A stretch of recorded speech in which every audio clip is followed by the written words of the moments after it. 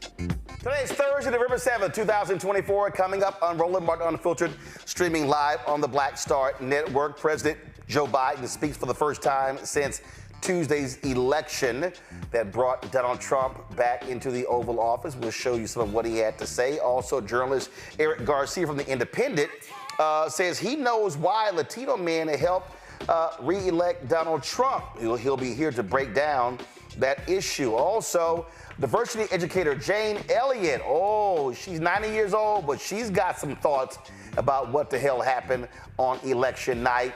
It's time for us to bring the funk on Roland Martin Unfiltered on the Black Star Network. Let's go. He's got it. Whatever the miss, he's on it. Whatever it is, he's got the scoop, the fact, the find. And when it breaks, he's right on time. And it's rolling. Best believe he's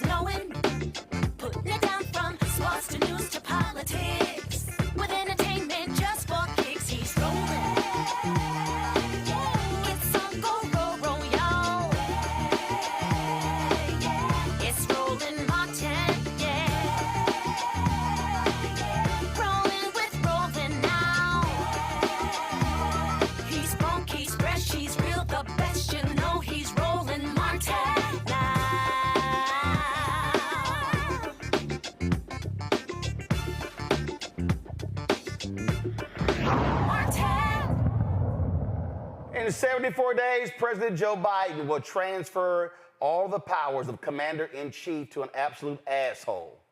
Yeah, that's Donald Trump. Today, Biden spoke for the first time since America decided to bring back the thug-in-chief, the liar-in-chief, the narcissist-in-chief, the insurrectionist-in-chief, and here's what he had to say. For over 200 years, America has carried on the greatest experiment in self-government in the history of the world. And that's not hyperbole, that's a fact. We're the people. The people vote and choose their own leaders, and they do it peacefully. And we're in a democracy. The will of the people always prevails. Yesterday, I spoke with President-elect Trump to congratulate him on his victory. And I assured him that I'd direct my entire administration to work with his team to ensure a peaceful and orderly transition. That's what the American people deserve. Yesterday, I also spoke with Vice President Harris.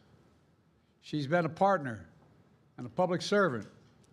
She ran an inspiring campaign, and everyone got to see something that I learned early on to respect so much, her character. She has a backbone like a ramrod. She has great character, true character. She gave her whole heart and effort, and she and her entire team should be proud of the campaign they ran. You know, the struggle for the soul of America, since our very founding, has always been an ongoing debate and still vital today.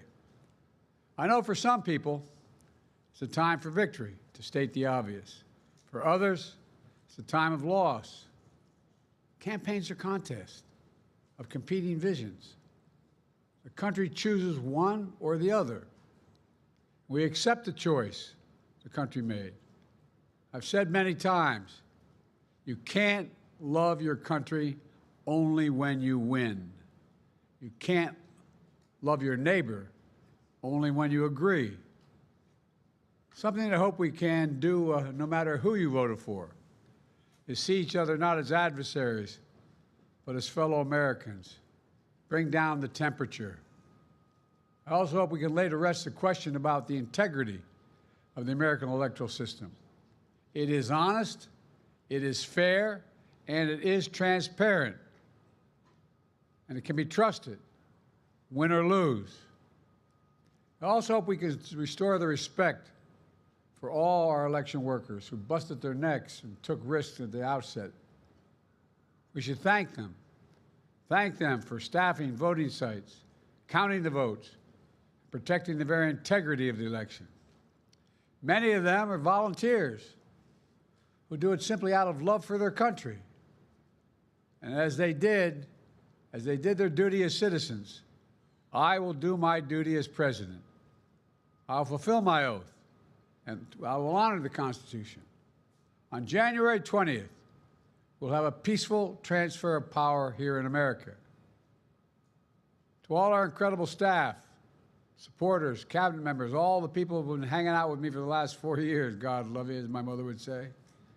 Thank you so much. You put so much into the past 4 years. I know it's a difficult time.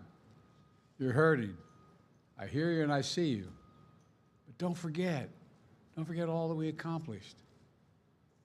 It's been a historic presidency. Not because I'm president, because what we've done, what you've done. A presidency for all Americans. Much of the work we've done is already being felt by the American people, but the vast majority of it will not be felt over the next 10 years. We have legislation we passed that's just only now just really kicking in.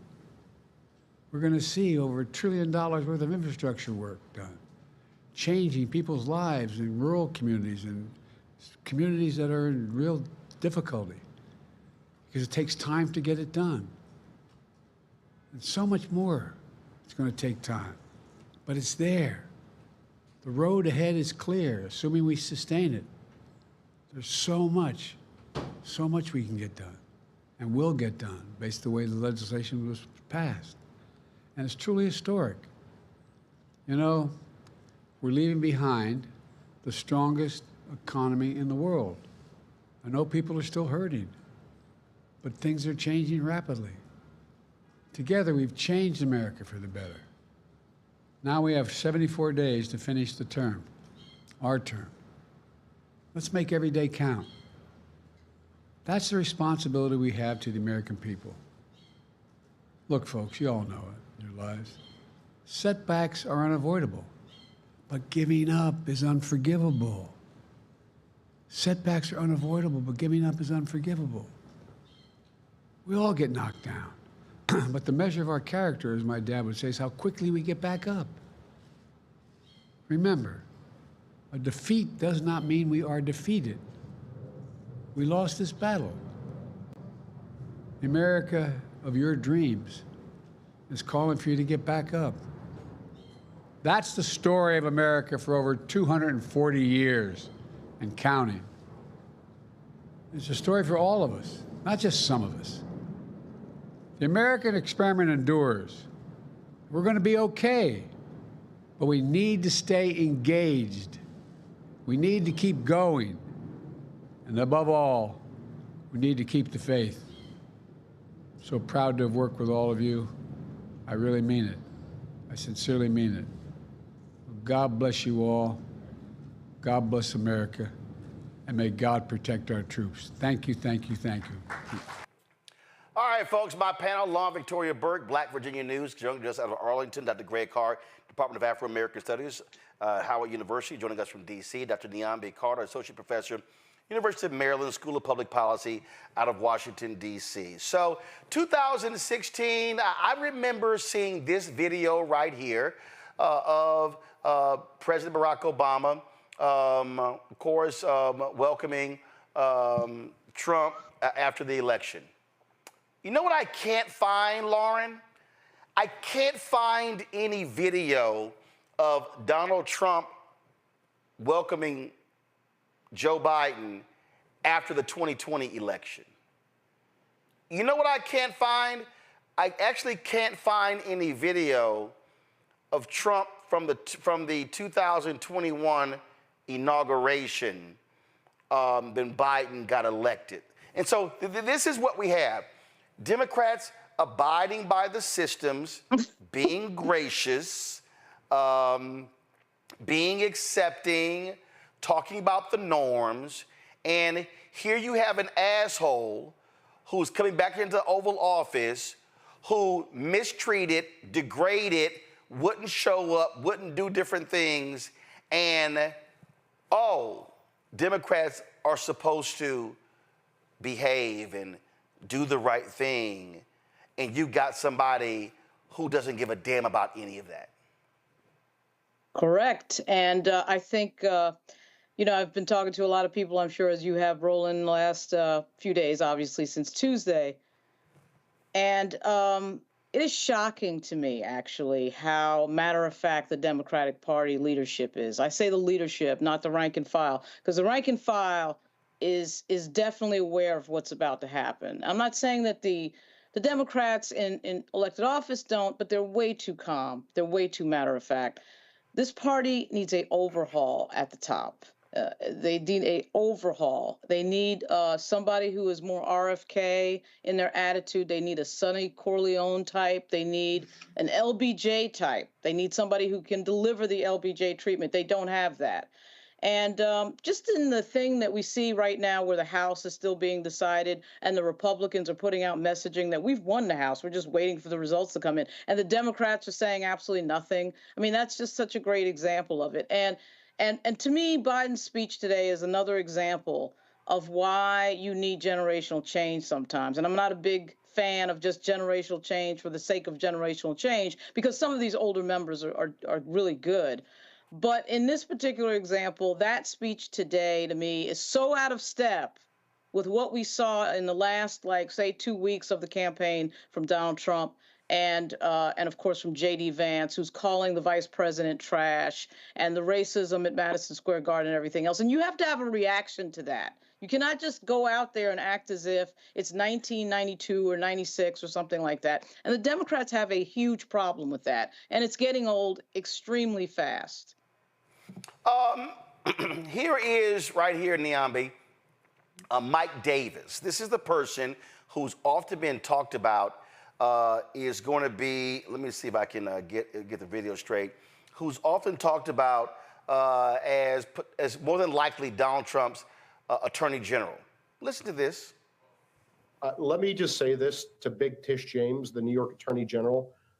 I dare you to try to continue your lawfare against President Trump in his second term, because listen here, sweetheart, we're not messing around this time, and we will put your fat ass in prison for conspiracy against rights, and I promise you that. So think long and hard before you want to violate President Trump's constitutional rights or any other American's constitutional rights. It's not going to happen again. We've been warning people on the show, Mike, this isn't the same Trump administration. Stop messing around. Don't rig elections. Don't illegally vote.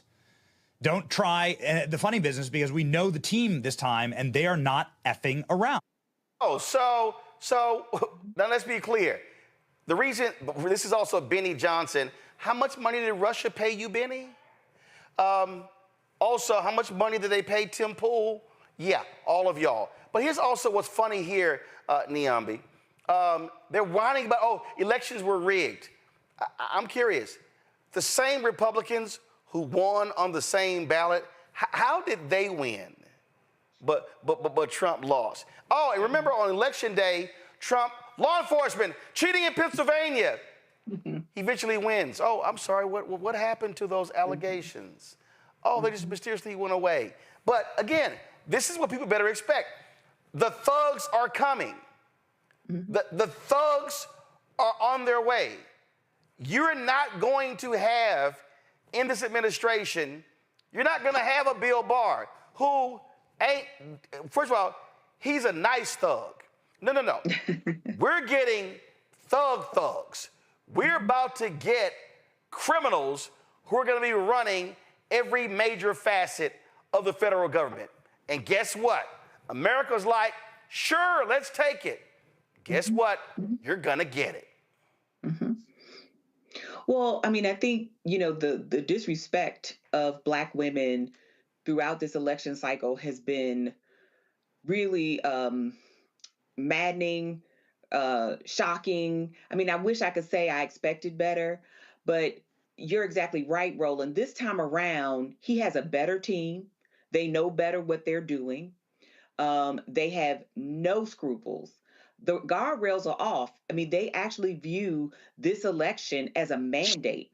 I mean, Trump pretty much said it. And when he thought he was losing, that's when the elections were rigged. But when he saw things moving his way, he took that by the end of the night in Florida. He was calling it essentially a mandate. And so the kind of stuff that we're going to hear from him and his administration, his acolytes, the people there to do his bidding, we better buckle up. But I also say for the people who voted for him, they think it's only going to happen to the bad people or the people that they don't like. But a lot of people are going to get hurt here, including his own followers, and they will not care.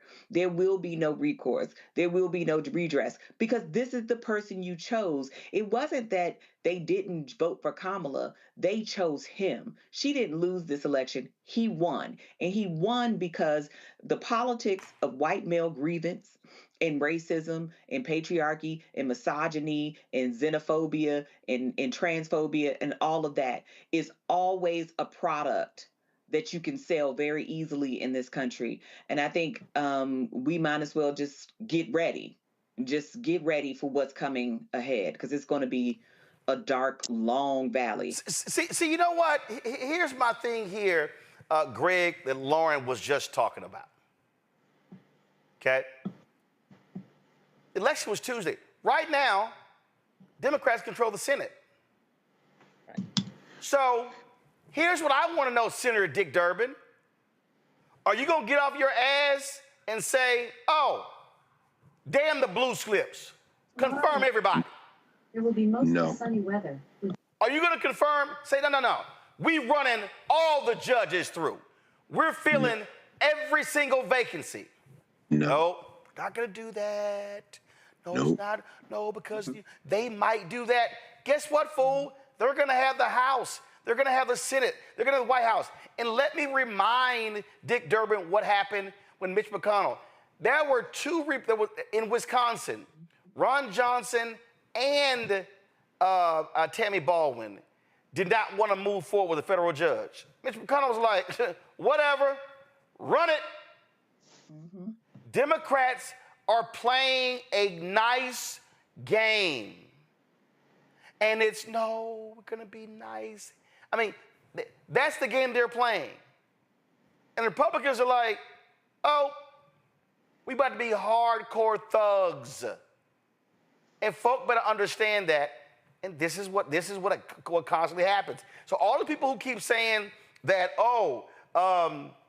in fact, I saw this video of Elizabeth Warren, and she went there and was going off. Let me see if I can find it, because she was talking about in terms of what needs to happen. And go ahead and take this. Silver linings. I will not ask you to feel anything but grief right now. Donald Trump won the election, and the consequences will be real and devastating.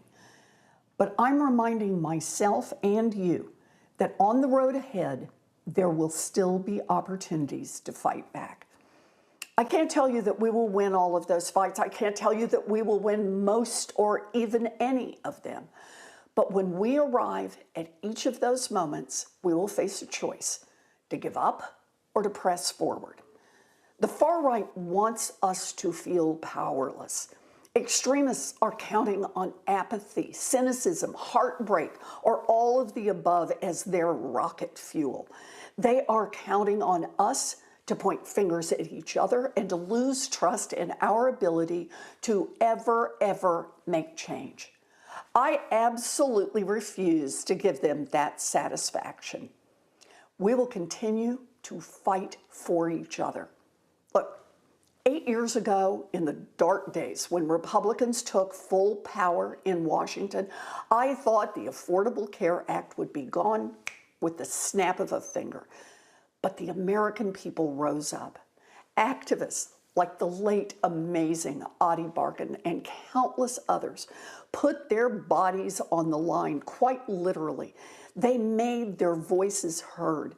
They saved health care for millions of families, and they paved the way for us to expand health care in the past few years. And a grassroots movement against far-right control took back the House in 2018 and the White House in 2020 and the Senate in 2021. Don't let anyone tell you that those victories didn't make a real difference. More people could afford to go to the doctor and fill a prescription. More people could go to work. More parents could afford to put food on the table for their kids and buy new coats for them in the winter. Lives were saved.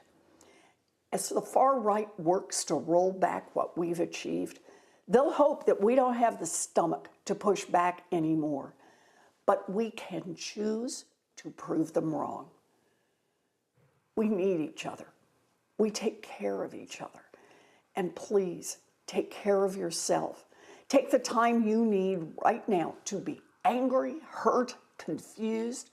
Hold your loved ones close. Find opportunities to be in community with others this week. Take social media breaks. Foster your connections. Make new ones. Reach out to someone that you've lost touch with. Tell them that you're with them no matter what lies ahead.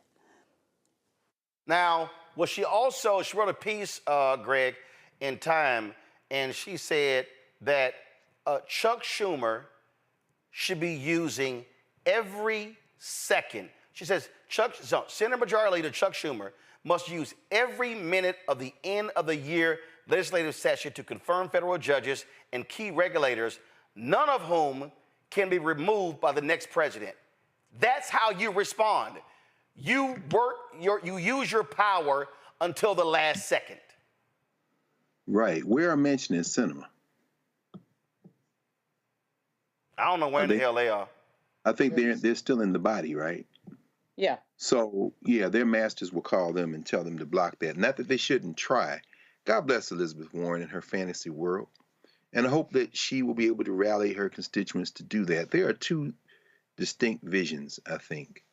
that we hear being articulated in the 48 hours. And let me say, Roland, how important it was, again, for you to do what you did with the Black Star on the coverage Tuesday night, because I left Howard's campus to come for coverage, and I saw the enthusiasm on those young people's faces, and we all sat in your studio and watched the looks on their faces at midnight. I wanted to fight somebody. I really did, and I still do. And I revel in this moment now, because as our thinking becomes clearer, our resolve gets stronger. And there are two competing visions. I had this conversation on Wednesday night with my students at the law school, who everybody wants to talk. And so we were thinking, how do we approach legal strategies in the Trump administration? It was very interesting to, John Roberts loves the First Amendment when you're supporting intolerance, white nationalism, sexism. You don't want to bake cakes for homosexuals or work on their websites. You don't want to. And so, you can turn that to us. How do we build independent institutions with the vouchers that you support by siphoning state bodies and state money? But we're going to do state and federal siphoning for our programs, and you can tear your Constitution up. There are two competing visions. One is Elizabeth Warren's, the kind of melting pot vision. Be tired, but continue to pray. That is a fantasy. That's what we heard from Joe Biden. Shout out to Joe Biden, by the way, who's gotten some rest and sounds a little better. But that's the melting pot vision. Then there is the quilt vision, the salad bowl vision. That's the vision we have to have. Meaning what? I'm not going to be lettuce. I'm tomatoes. I'm not going to be onions, I'm croutons, whatever. But together we might make a tasty meal, or I can just go back over here in this tomato field. We have to have a plural vision of this country. And what does that mean in the context of what we just heard? We heard a disgusting racist, as Dr. Carter just said. I mean, big Tish James, sweetheart, fat ass. Let's dance, MF. Let me be very clear about this. There is no making peace with that man. I'm never melting into anything with him. He is my open enemy. And if it means then that embracing the First Amendment as a strategy, as what has happened, everything from Citizens United all the way up through today, not for freedom of speech, but freedom of association, you understand? There's a way to undermine this current shitstorm coming toward us by embracing elements of it that force them finally to burst this funky settler enterprise open and focus on the things we can control, state and local government, for example. Even as they begin now to attack the mayor of Jackson, Mississippi, my friend Chokwe Anton Lumumba. Approaching local government allows us to empower ourselves, allows us to do the kind of organization we need. By the way, all the people in the third parties who run for president every 4 years, here's your chance now to work at the local level and begin to be in power on school boards and all of those things. And as we do that, as we organize, what we're going to see is that all empires fracture, all empires fall. Right now, they got over 50 executive orders that they are preparing to do, everything from quote-unquote closing the borders and rounding everybody up, which will pancake the economy, to the terrorists that are going to send these hillbillies who voted for Trump into Walmart to get another pair of drawers and realize they've gone up by 500%. We're going to dance now, but the dance cannot be dictated by a sense of a commitment to a fantasy, and that fantasy is that this is a nation. No, we're going to go in the other vision, the vision of every person for themselves, real politics, let's negotiate, and damn the rest. And we'll see who has the stamina to wait it out. I'm going to tell you who it's not: white people. Well, folks, we're going to continue talking. I'm telling y'all right now, prepare yourself. But you know what? We are. Oh, we ready, because we've seen it before. And we also know what's coming because we actually believed when the fools wrote Project 2025 was coming down the pipeline. Going to a break. We come back. We'll talk about what the hell Latino men, what were they voting for and why? My next guest says he can explain it. You're watching Roland Martin Unfiltered on the Black Star Network. Pull up a chair. Take your seat. The Black Tape with me, Dr. Greg Carr, here on the Black Star Network. Every week, we'll take a deeper dive into the world we're living in. Join the conversation only on the Black Star Network. Hi, I'm Dr. Jackie Hood Martin, and I have a question for you. Ever feel as if your life is teetering and the weight and pressure of the world is consistently on your shoulders? Well, let me tell you, living a balanced life isn't easy. Join me each Tuesday on Black Star Network for A Balanced Life with Dr. Jackie. We'll laugh together, cry together, pull ourselves together, and cheer each other on. So join me for new shows each Tuesday on Black Star Network, A Balanced Life with Dr. Jackie.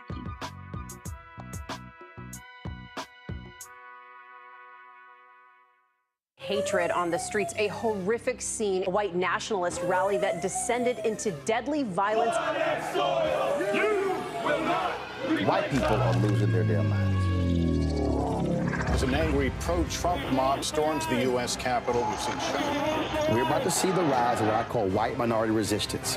We have seen white folks in this country who simply cannot tolerate black folks voting. I think what we're seeing is the inevitable result of violent denial. This is part of American history. Every time that people of color have made progress, whether real or symbolic, there has been what Carol Anderson at Emory University calls white rage as a backlash. This is the rise of the Proud Boys and the Boogaloo Boys. America, there's going to be more of this. Here's all the Proud Boys, guys. This country is getting increasingly racist in its behaviors and its attitudes because of the fear of white people. The fear that they're taking our jobs, they're taking our resources, they're taking our women. This is white fear.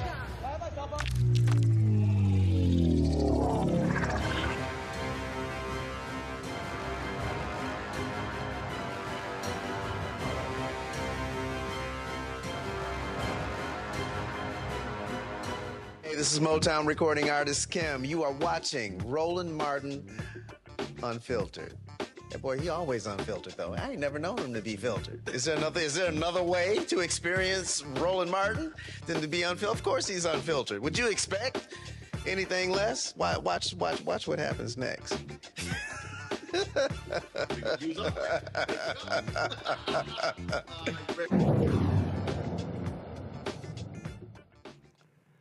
Well, since Donald Trump descended down the staircase, he just treated Latino voters with utter disrespect. Just disrespect. That's right, trashed them, promised to deport millions of Latinos, had a comedian calling Puerto Rico a floating island of garbage. Yet, according to exit polls, 45% of Latino voters voted for Trump. That was up 32% since 2020. And then, of course, man, these Latino men, they just love them some Donald Trump. They just couldn't vote for the black woman. Eric Garcia, the Washington bureau chief at The Independent, he wrote an article called, "I Know Why So Many Latino Men Voted for Trump. I Tried to Sound the Alarm." He joins us right now. So, Eric, glad to have you here. So, all right, what the hell happened? Explain it to us. Roland, thank you very much for having me. I remember you and I were in Detroit earlier this year talking about this very problem. You're from Texas.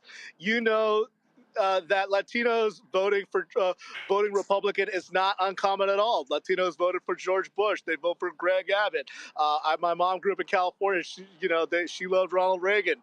The thing ultimately that happened was, I think you're seeing Latinos are one of the few groups that has one of the lowest levels of college education, and you saw that in the stratification, the swing, because about 8% Latinas moved toward Republicans by about 8 points. But the swing among Latino men, particularly among Latino men between 18 and 29, was massive. And I think a big reason for this is that the Democratic Party, for better or worse, tries to treat Latinos as a monolith, as they only care about immigration. They only care about, when Trump says racist things, but they don't actually do anything. They don't actually address the real needs that Latinos have, which is focus on the economy, that focus on shared prosperity, and they don't make the case that shared prosperity, as opposed to tax cuts for wealthy people, are the way for Latinos to make it into the middle class and to make it into a successful America. Well, but also, I mean, listen, I was reading an Atlanta Journal-Constitution article. Yeah. And that was a guy, Cuban, illegal immigrant, was happy to see that Trump win. And he says he knows he's at risk of being deported, but he's still happy Trump won. I saw another article where this one guy says he voted for Trump because of inflation, but his mama is here legally, and his mama might get sent back. I saw another video of a woman saying that, I'm gonna try to find the video, but her two nieces, their dad was deported. They haven't seen him in years, and her nieces voted for Trump. And she said, even though they experienced the trauma of deportation. What the fuck?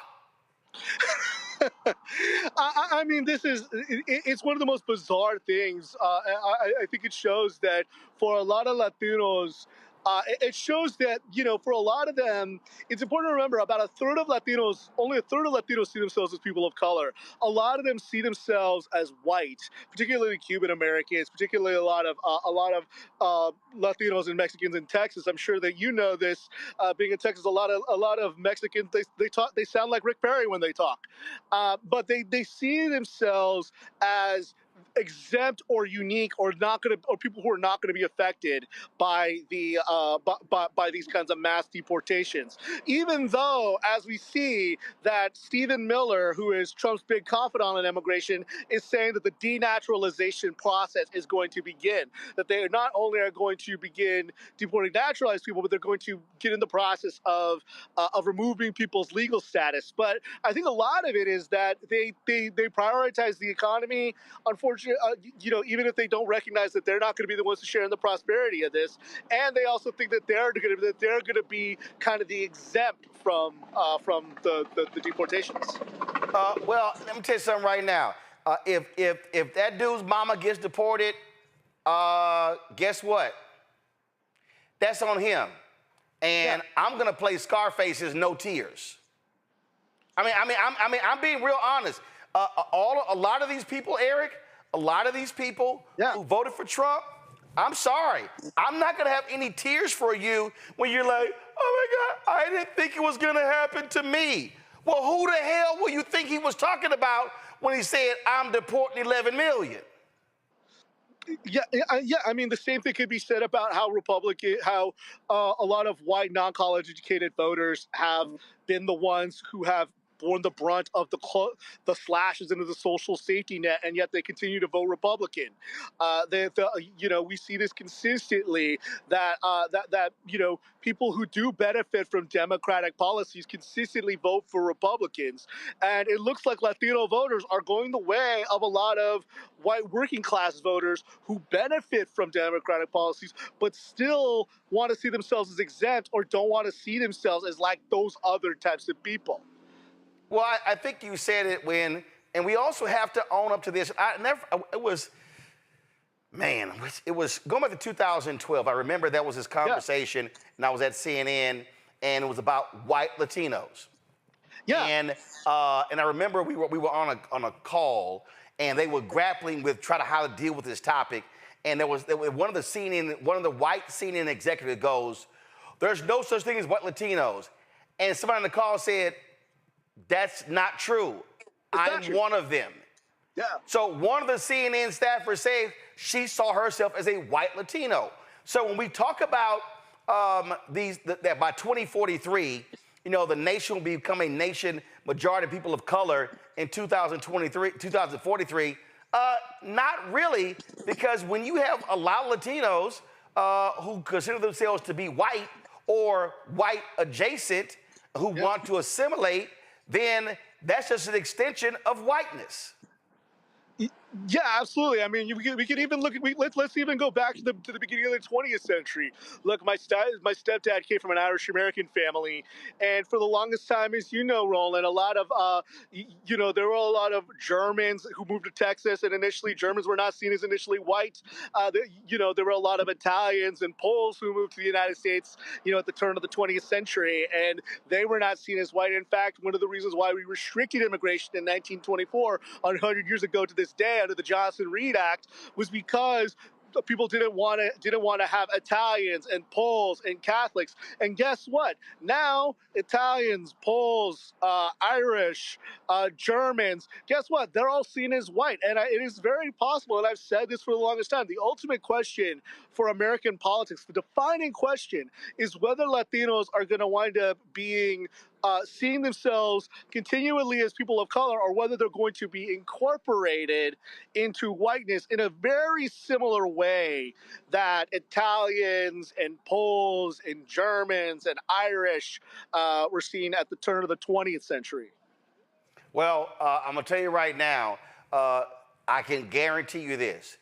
There are going to be a lot of Latinos crying, shedding tears, whining, oh my God, I can't believe this happened to me. And I'm sorry, black people are gonna say, who the hell do you think they were talking about? Eric, I appreciate it. Thanks a lot. I appreciate you too. Thanks, Roland. Listen, Niambe, it's a bunch of people who are about to find out. It's a bunch of old-ass white people who are about to start crying when their Social Security gets cut. I mean, the Republicans have already introduced a bill. A bunch of these folks who love that $35 insulin, bye-bye. Oh, if they control the House and the Senate and the White House, Affordable Care Act, may be in trouble. I mean, we can go down the line. And so I said it on election night. This is how Roland's gonna be looking in the first 6 months.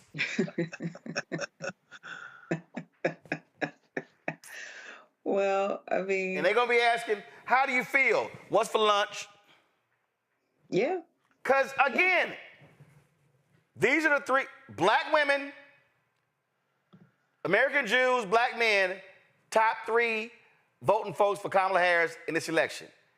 If y'all couldn't figure it out, come talk to us, because we know exactly who this asshole is.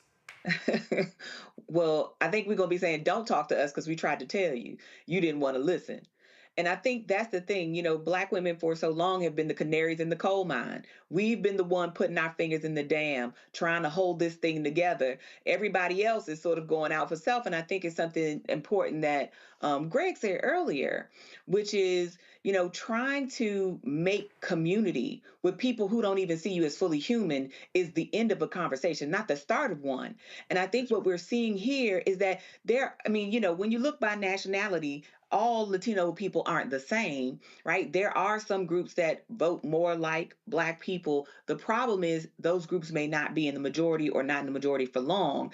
And then you also have people who define their interests as anti-black. So yeah, they might like their $35 insulin. They like not liking black people more. And a lot of people are okay with hurting other people because they think this poop won't splash on them. Right. So when we even are talking about the deportation thing, Latinos aren't the only immigrants. Black people are immigrants. Asian people are immigrants. This is very dangerous for lots of people. And part of what black people have always used their vote for was not just ourselves, but thinking about everybody else. The problem is we are still seeing that nobody else is thinking about us in our communities. Nobody's thinking about our seniors. Do you know how important that Medicaid expansion would have been for people who are caregivers of parents like I've been, like so many of my friends are? That would have been a game changer for our families and our communities. Yet you see people voting against their interest time and again because their interest isn't in policy. Their interest is in pain. Their interest is in grievance. Their interest is in anti-blackness. And unfortunately, like you said, a lot of us are going to be sitting on our hands telling you, we tried to tell you. We've tried to tell you. We've tried to tell you for over a century. Go to my iPad. This was a tweet somebody posted. My white neighbor, a Trump supporter, just called ICE on my Mexican neighbors who also are Trump supporters. They're crying in the driveway right now, getting deported. Whoa. Yeah. What? That was, and so this is the video, Greg, I was talking about from this woman talking about her nieces who voted for Trump. Roll it. Hey, my family's probably going to get mad at me for sharing this, but I truly don't care at this point. So in 2017, 2018, I can't remember exactly the year, but my brother was deported. He was an illegal immigrant for many, many years, but he was deported. On the day that he was taken by ICE, he was going to work with my brother. They worked together, I think. I can't remember exactly, but they were going to work together, and he had his kids in his car. So my nieces and nephews watched their dad get arrested and taken away by ICE. I'm not gonna say that my brother was perfect because he wasn't, like none of us are, but he's not a bad person. So back to him getting deported. So this was, I can't remember if it was 2017 or 2018, but Trump was in office, right? So he gets deported. Some of my nieces and nephews have not seen their dad since he got deported. 2 of them are now able to vote. The 2 that voted literally voted for Trump. They voted for Trump. And I'm like so mind blown that that even happened, because they saw their dad get deported. They were traumatized from it. And for some reason, they find it okay for other people to go through that. I just don't get it.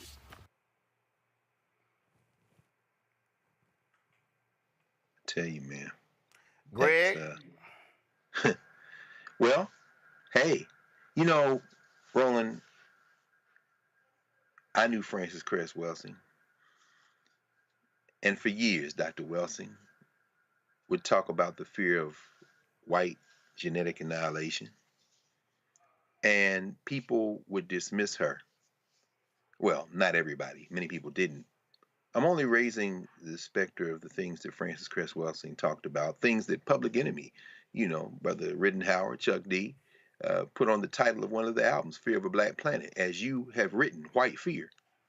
Dad, listen, they sitting here, Greg, they are sitting, my God, you ought to see these tweets.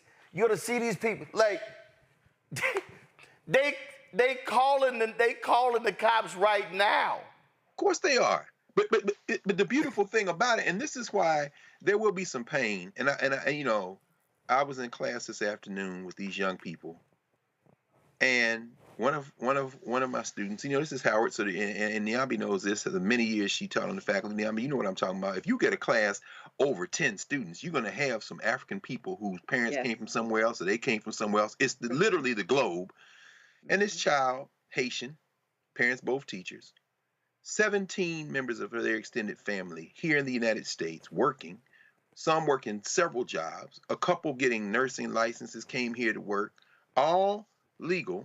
Now, the small cretin Stephen Miller now slithering back into the taxpayer-funded White House so he can get rid of ultimately birthright citizenship is what he's trying to do. But this child is near tears talking about how she and her cousin, who have bonded over the last few months, her cousin is now mortified at the prospect of being deported, along with all of these other family members who are here legally, but who are on the cusp of something terrible. Meanwhile, the white nationalists are calling ICE, as they should. Why? Because what they're going to understand, they don't understand it. I really don't care whether they understand. See, I'm not one who has any investment in this country, as I've said many times. So they don't understand the domino effect. They don't understand the impact of this on global policy. And so, and you remember last year we had Tanya Hernandez on the Black Table. She is Boricua, and she wrote a book, Racial Innocence, Unmasking Latino Anti-Black Bias in the Struggle for Equality. And she talked about this whiteness. Dr. Du Bois said a color line belts the world. What we heard from your guest there was that these people are trying to fight their way into whiteness, and they're willing to sacrifice everything, including members of their family and other people, if they can grasp the ring. A century ago, it was the Italians, it was the Irish, who were as white as hell, but in the 19th century, they became white in part by yelling nigger the loudest, the N-word rather, I apologize. But that was the phrase that was used, as you know, in the populist movement in the late 19th century. Tom Watson and, you know, this election will be won by those who wave the bloody shirt and those who yell the N-word the loudest. Well, the Latinos understand that. And so finally what we see is that these white people are going to fight over the margins of whiteness with whites or aspirant whites who speak Spanish who are also fighting. This is a war over race. It's a race war. Jane Elliott is going to explain this in a minute. And the casualties will be the very white people calling ICE, because as that deportation rises, as this executive order is signed in January, as this mass deportation happens, and you can't replace them in the labor force, and you then realize what they were actually doing here, taking care of your old people that can't wipe their own behinds, picking the food that is in your grocery stores, and as those prices rise, they will come screaming. They won't come screaming to us. They're literally willing to die if they attain whiteness on the way to the cemetery. Lauren?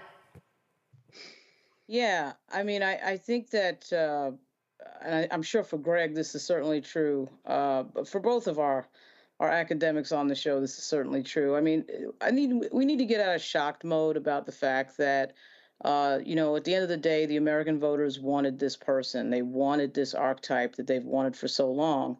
It is the white male strongman archetype we've seen in American history from the beginning. And so patriarchy sort of is a part of that. And whether it's been John Wayne or Archie Bunker or anybody else, I mean, the American people, including Hispanics, have chosen this person. And that's why I think it's unsurprising to see white women vote once again for this. I mean, you know, I know a lot of people are sort of focused on, you know, various mistakes or non-mistakes the campaign may or may not have made, and Joe Biden and all that. And certainly those are contributing factors. But at the end of the day, this is happening because Donald Trump is a phenom on the right, somebody who can do things and say things and pay zero price, which is sort of almost always been the case for white males. But he's a phenom in the same sense that Barack Obama was. I mean, there was nothing really wrong with Mitt Romney or John McCain. They were good candidates. But Barack Obama was a phenom. He was somebody that was going to win no matter what. And it's the same thing with Donald Trump. The vice president ran a really good, energetic campaign. Unfortunately, it was only 103 days. That wasn't her fault. But Donald Trump wasn't going to be defeated by anybody. I don't think he would have been defeated by the governor of, you know, Pennsylvania or California or anything else. And so that is what this is. We got to be ready for a national abortion ban, the end of the civil service, mass deportation. I always sort of felt like that was a dangerous issue when that group in Chicago of African Americans complained about the fact that immigrants who were not legal in this country were getting things that they were not getting. I thought they made a good point with that. And so that connects with a lot more people than we may think it does. And that's what brought us to this moment. You know, I'm telling you. I mean, what you're seeing is, I saw. I don't know if y'all saw this. Y'all saw there was this woman posted this comment that her husband's employer had a meeting with all the folks at the day after the election, and said, "Hey, y'all ain't getting bonuses this year because we're buying all of our supplies for next year." Because Trump is going to be bringing his tariffs in, and the prices are going to go up. And all of a sudden, all those Trump voters in the room were like,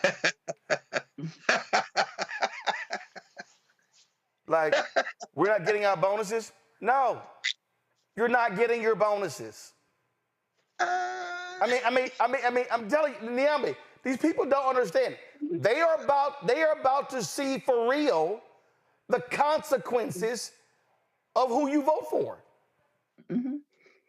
Well, I mean, I don't know how short people's memories are, but I guess I do, right? Because we remember coronavirus and how part of the response or lack thereof was Donald Trump's irresponsibility in that moment. Part of the reason we had the shutdowns and all of the numbers of deaths and things we had was because that man's failure to act on the science that he had and the information and the intelligence that he had. So now we cannot, and they should not, be surprised that this man is going to treat this economy like his own personal piggy bank. I mean, these tax breaks he's promising, we're not rich enough for those breaks. These tariffs, we're going to be the ones that pay those, right? Not the Elon Musk of the world and these other billionaires that he's surrounded himself with. So again, we're all going to have to deal with this and suck it up. But nobody's going to be shocked here but the people who voted for him. And I don't even think they're going to be shocked. I think they will gleefully do it because they showed up to the polls knowing everything that this man did in office, did after, and they still picked him. So, you know, I'm not going to be surprised that we'll hear more of this, but I'm not going to feel a thing about it. Lauren, a number of people hit me today, and this has been posted on social media, that black students across the country have been getting this text message. Greetings, you have been selected to pick cotton at the nearest plantation. Be ready at 12 a.m. November 13th. Our executive slave experts will come collect you if you don't show up. The president has decided if you don't participate, you will be deported. You are in Plantation C. And so one person hit me up, and they were concerned, and they said, a lot of black students are scared and nervous. And I understood it, and this is, you know, in terms of, I got it, and this is exactly what I said. It's time for them to man and woman to fuck up. And what I said is, it's time for them to put on fighting clothes and stop thinking these young white folks are their buddies because they listen to rap music. I said, Lauren, the white kid who played with slaves grew up and became their master. And so, I mean, and I had to be that hardcore because I need this generation of black kids to realize, yes, it's now your turn to engage in the fight. This notion that it was over, this notion that, oh, things are just gonna be so, no. If you are black, if you are a young black person, if you are in high school or you're a freshman and sophomore, and you are just mortified by what's going on, that tells me your parents did not do their job teaching you American history. Because I have said this repeatedly. If you study American history, there's been no period in American history where black success was not followed by white backlash. And Trump coming back is still the residual effect of the election and the 8 years of President Barack Obama. Lauren? Yeah, well, you should take a glance at some point at Dear White Staffers, which is mainly a diverse group of staffers on Capitol Hill in Washington. I'm not too certain that the generation coming up is sort of built the same way, certainly as the one in the 1950s and 60s, who is really dealing on a regular basis with physical violence and the threat of physical violence and the reality of violence and murder. In some cases, I think that certainly people need to have a different attitude about dealing with the present day politics that exist and stop pretending that it's the 1990s and 80s, which the younger group, the Gen Ys and Zs, don't do that. But unfortunately, some of the older leadership in the Democratic Party does do that. And that is hugely problematic because leadership is required, and it is a certain type of leadership. It is an extremely assertive type of leadership. And when I push people and ask them, well, who in the Democratic Party is that LBJ? Is that person who can bring it, right? And it comes down to older folks that are at the end of their careers, like somebody like Maxine Waters or Nancy Pelosi. And I'm like, okay, who born after, let's say, 1970? And I'm not getting a lot of answers, but you know, there is a coalition there that is a winning coalition. And again, in 2008, Barack Obama proved that. And I know there's a lot of folks that say, well, this happened because of patriarchy and racism, et cetera, and so on. Barack Obama was elected in 2008. Hillary Clinton got 2.8 million more votes than Donald Trump in 2016. She lost on the map. She lost on the electoral map. It's not that I don't think that patriarchy and racism doesn't exist, but I also understand that 15 million people sat home. 15 million people chose the couch. In this election, we need to keep that in mind. But the Democratic Party needs the type of leadership that stops bringing a knife to a gunfight. They keep doing that, and they're losing, and they'll continue to lose because one of their biggest problems is communication. Communication to a lot of these young people on the apps that they're looking at on social media. I think these apps have been somewhat problematic in terms of making them soft, frankly, on a lot of things that we in Gen X didn't have to deal with. But for whatever reason, there's a lot of folks in this younger generation are very sensitive to things that they need to stop being sensitive about and start fighting. Now, I've seen some that do fight, but the attitude has to change to go up against what's about to happen in 74 days. Well, and I'm going to tell you right now, Greg, and I'm going to say it, HBCU students at PWIs, whether you're black, Latino, Asian, Native American, or white, I'm just letting y'all know right now, be prepared for Pell Grant cuts. No question. Be prepared for cuts in student financial aid. And again, I go back to 1984. Man, them college Republicans were just praising Ronald Reagan.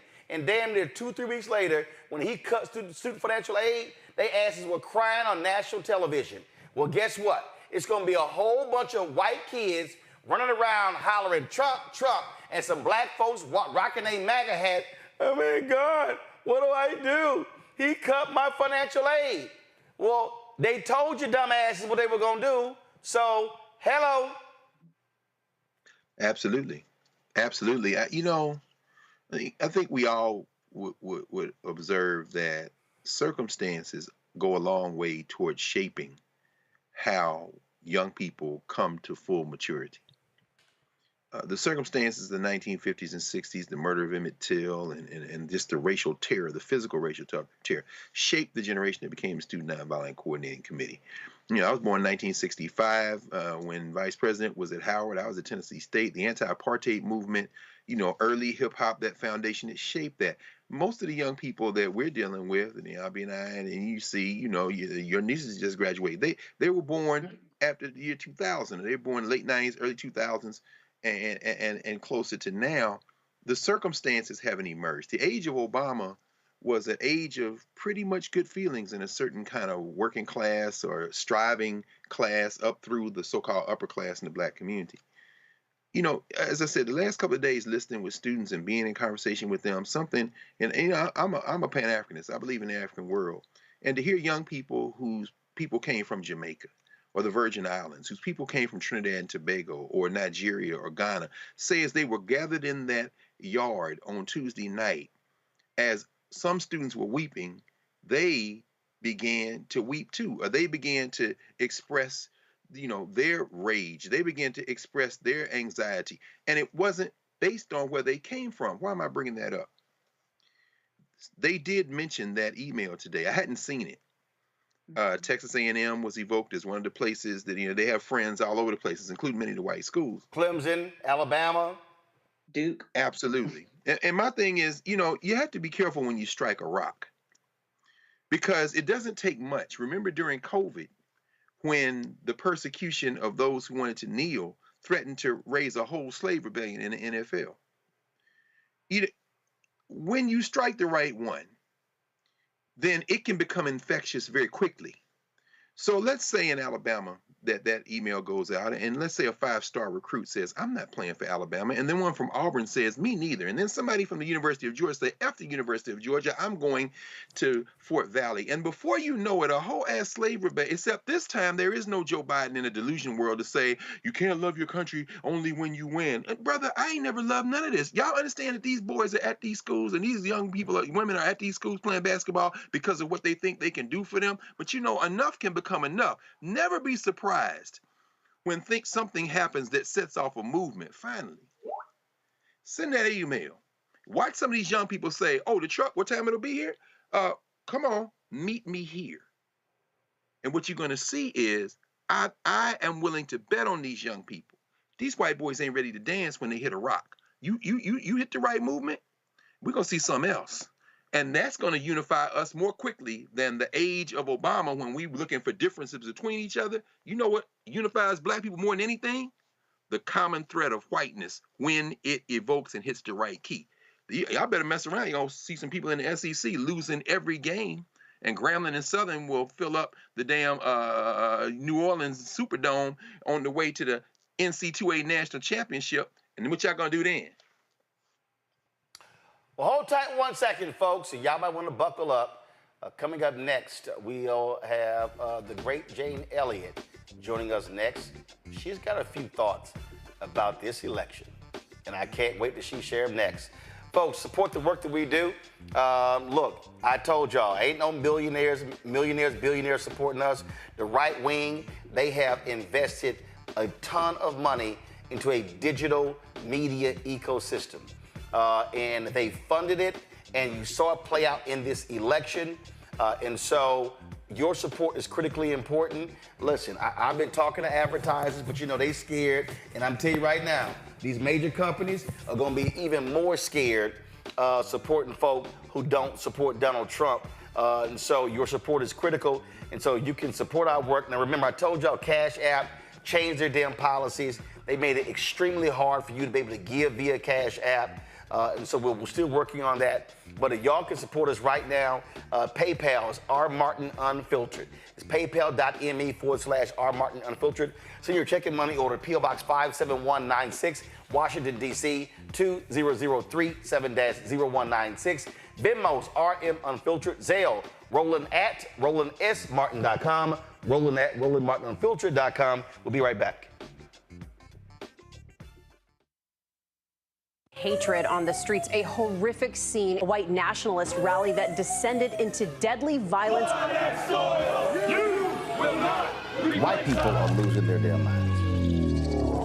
As an angry pro-Trump mob storms the U.S. Capitol, we've seen shots. We're about to see the rise of what I call white minority resistance. We have seen white folks in this country who simply cannot tolerate black folks voting. I think what we're seeing is the inevitable result of violent denial. This is part of American history. Every time that people of color have made progress, whether real or symbolic, there has been what Carol Anderson at Emory University calls white rage as a backlash. This is the rise of the Proud Boys and the Boogaloo Boys. America, there's going to be more of this. Here's all the Proud Boys, guys. This country is getting increasingly racist in its behaviors and its attitudes because of the fear of white people. The fear that they're taking our jobs, they're taking our resources, they're taking our women. This is white fear.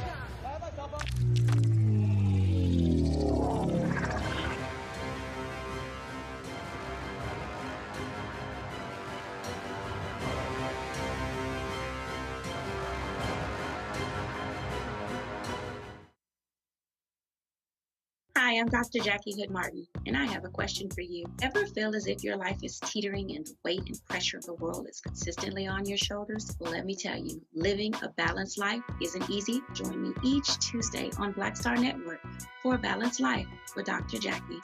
We'll laugh together, cry together, pull ourselves together, and cheer each other on. So join me for new shows each Tuesday on Black Star Network, A Balanced Life with Dr. Jackie.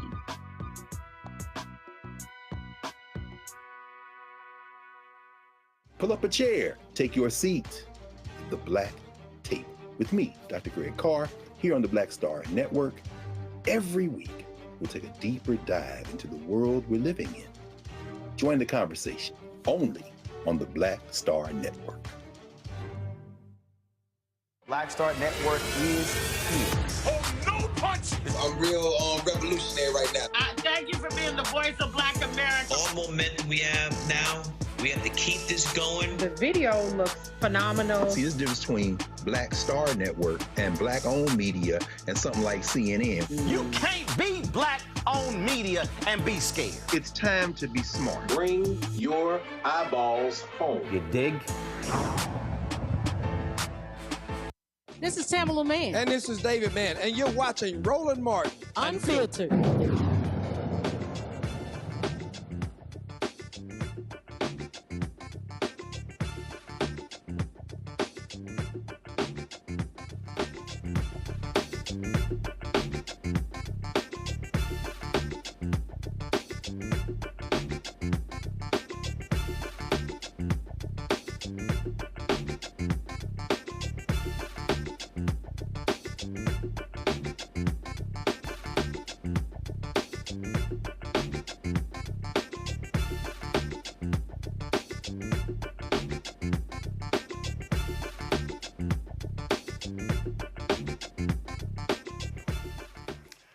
Folks, my next guest has seen a whole lot over her 90 years of life. She, of course, is one of the most noted speakers in this country. She makes it plain when it comes to racism, bigotry, discrimination, sexism. I don't think she's ever been called introverted. She, of course, will speak her mind regardless of the audience, and I love it. She and I got together at the University of Michigan a few years ago. We had a fantastic panel. I don't even know why the moderator was there. They should just let me and Jane just handle ourselves. And also, there's a new book out, y'all. The author interviewed me about this book. It's called Shades of Brown, the official biography of Jane Elliott and the Blue Eyes, Brown Eyes exercise. by author Todd M. Mealy. This is the book right here. And when I was introducing her, Jane held up, she's got my book, White Fear, there as well. So there you go. So, Jane, let's just jump right in. You saw what happened on Tuesday. Break it down. What do you think? What happened on Tuesday is the citizens of the United States of America decided to listen to a racist, sexist, crafty crook who has no business being in the presidency of the United States of America. We know that, but you see, right now we're in a situation where people who are pale, stale, and male are scared to death. And it's, I read the book White Fear a long time ago when it first came out. And I've watched this thing happen over the last 30 years, particularly the last 20 years. I've watched white males become increasingly frightened of the fact that they are going to lose their numerical majority in the United States of America. And the damn fools don't even realize that they have always been in the numerical minority worldwide. Only 15 to 18% of the human population of the earth is classified as white. And let's make no mistake about this. White is a misnomer. There are no white people. I am not the color of this collar on my shirt, and you are not the color of the OTE on your shirt. We aren't white and we aren't black. We are all shades of brown. And it's time for us to realize that, and it's time for us to enjoy that fact, and it's time for us to stop talking about race. There's only one race of people on the face of the earth, and that's the human race. And oh my God, how long is it going to take us to have social studies teachers tell our students at the junior high and high school level that the word race, meaning a specific group of people, came out of France in 1580? How long is it going to take us to realize that the idea of whiteness and blackness, quit laughing, this ain't funny, don't do something else. So, Jane, you make that point there, and they've talked about how these young white men have been, quote, radicalized. You now have these podcasts and others, and they're talking about toxic masculinity, and you've got people like Senator Josh Hawley and Tucker Carlson, and even Congressman Byron Donalds. We've got the return to masculine men. We have feminized men. And Trump plays into that. He's strong and tough. And so when you see these demos, when you see 1834 and these young men saying, Trump is our guy, what you're laying out is right. They're scared to death. It's like, well, where's the place for men in our society? Yeah, Ash has been running every damn thing for the longest. But the problem is, these aren't men. These are boys. And they are absolutely encouraged to remain boys instead of to grow into men. Becoming a man takes a lot of work, and it takes a lot of time, and it takes a lot of effort, and it takes some study, and it takes some education. Any damn fool can be a boy. We've got a lot of them running around. And right now, the ones who voted for Donald Trump this last week was a whole bunch of boys, grown tall, who don't know what's good for them and certainly don't know what's good for the world. We're going to have to depend on women because men don't want to stop being boys. Women have no choice. Comes a time in every female's life when she has to grow up and be a woman. Men don't have to do that. They can be boys for as long as they live. And if you don't believe that, look at Donosaurus T. Rump. He will be a boy for as long as he draws breath because he is encouraged to not to think, but just to react, and not to respond intelligently, but to respond with anger and petulance. And we don't need an angry, petulant boy in the White House ever again. But that's what we have, and we're going to have that for the next 4 years. What do you make of white women? There was a belief that because of the Dobbs decision, that white women were finally going to stop rewarding Donald Trump. They voted for him in 2016. They voted for him in 2020. According to the polls, Vice President Kamala Harris was doing way better with white voters. According to the polls, she was getting a higher share of white voters than even Joe Biden did. And then come Tuesday, Nope, none of that happened. White women are just as ignorant about race and sex as white men are. And will stay that way as long as we have an education system that describes all the important things that have ever been done in this world as having been done by white males and a few white females. As long as we don't tell the truth in history, as long as we don't tell the truth in social studies, as long as we teach the lie, as long as we refuse to deal with the truth, that's how long we'll have this problem. And white women don't seem to realize that Donald Trump is going to use them. They need to realize that when he said we've got to put a border, we've got to put a wall on the southern border of the United States because we've got to keep those brown-skinned people out because brown-skinned people reproduce too rapidly, he was absolutely serious. This man is a blatant racist, and he is prepared. The reason he closed Planned Parenthood clinics for a while, and now they're trying to get them open, is because he was quite certain that Planned Parenthood clinics, the main thing they did was offer abortions to white women. That's not what Planned Parenthood clinics are about. They're about a whole lot of things, providing a whole lot of services for women who can't afford to go to the local doctor, but they can go to the Planned Parenthood clinic. He did a real ugly thing when he closed his clinics, and he closed them so that he could keep white women from getting abortions. I've got news for him. If a white woman wants an abortion, she's going to get an abortion. And there's no way he or anybody else on the face of the earth is going to be able to stop her if she can find somebody who's willing to help her do it. And I'm willing to help her do it. Until we make white males, period, males of all colors, and there's only two, and that's brown, and only one in that shade of brown. But until we start making males as responsible for pregnancy as women are, that's how long we're going to have the problem of abortion. If we could just pass legislation that said that every man who contributed to an unwanted pregnancy would have to submit to involuntary vasectomy, I'll bet we could do away with abortion in a hurry, don't you think so? Absolutely. Now, on that particular point there, when you talk about Trump and these Republicans, listen, Elon Musk, apartheid Elon Musk. Wait, let me stop you there. We've got to stop calling the Republican Party the Republican Party. Donald Trump knocked the L, the letter L, out of the word Republican and turned it into Republican because of his obsession with the pubic area. It's time to call it what it is. And he also messed up the word, this United States Supreme Court.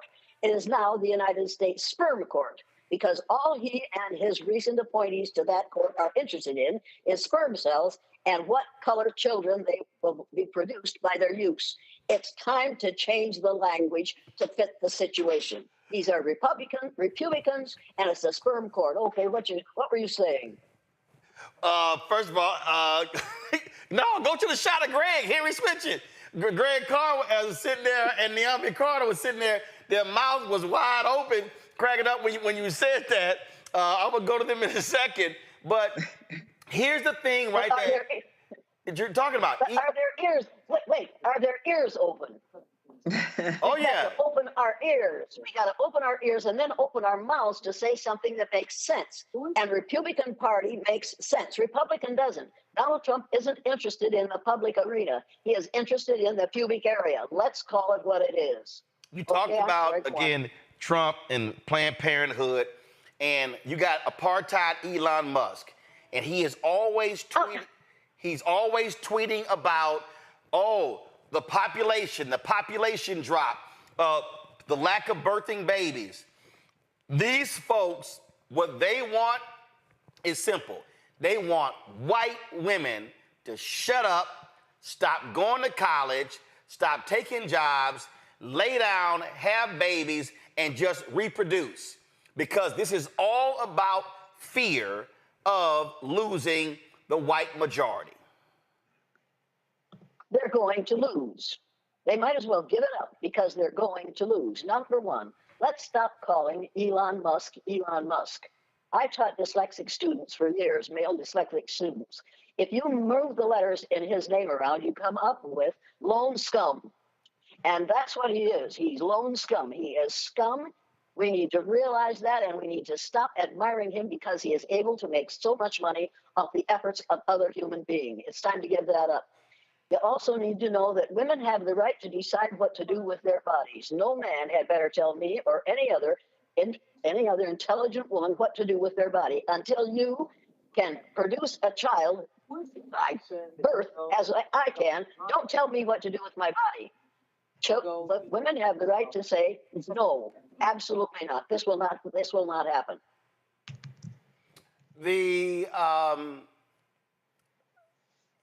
Let's talk about Latinos, Latino men as well. I just had a segment with a reporter earlier who said point blank, you've got Latinos in this country. They see themselves as white adjacent. They will vote accordingly. They don't see themselves as brown. They will support somebody who wants to deport literally their family members.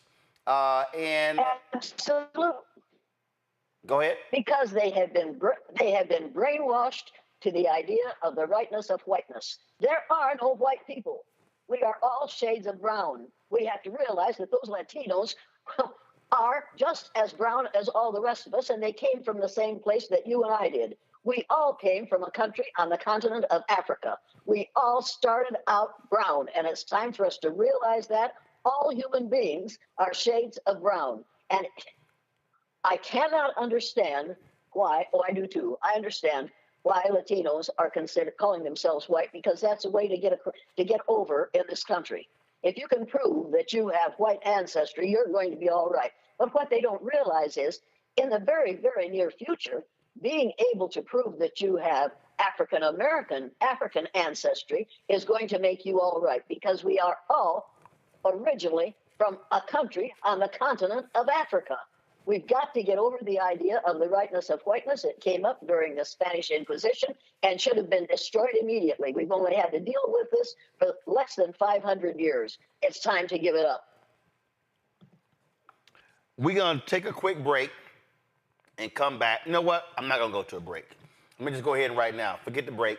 I'm going to go right to questions. Let me first start with Greg. I'm going to start with you, because the look on your face when Jane said Republicans was too hilarious. So I'm going to start with you. Go right ahead. Yeah, I'd love to, Sister Elliott, I'd love to ask you about Frances Cress Welsing, but I think I'll hold off on that. I want to follow up with how you your most recent comment there, when you talked about at some point having African ancestry will be a benefit. We certainly did see that in Moorish Spain, as you say. You see, a touch of the Moor did distinguish you.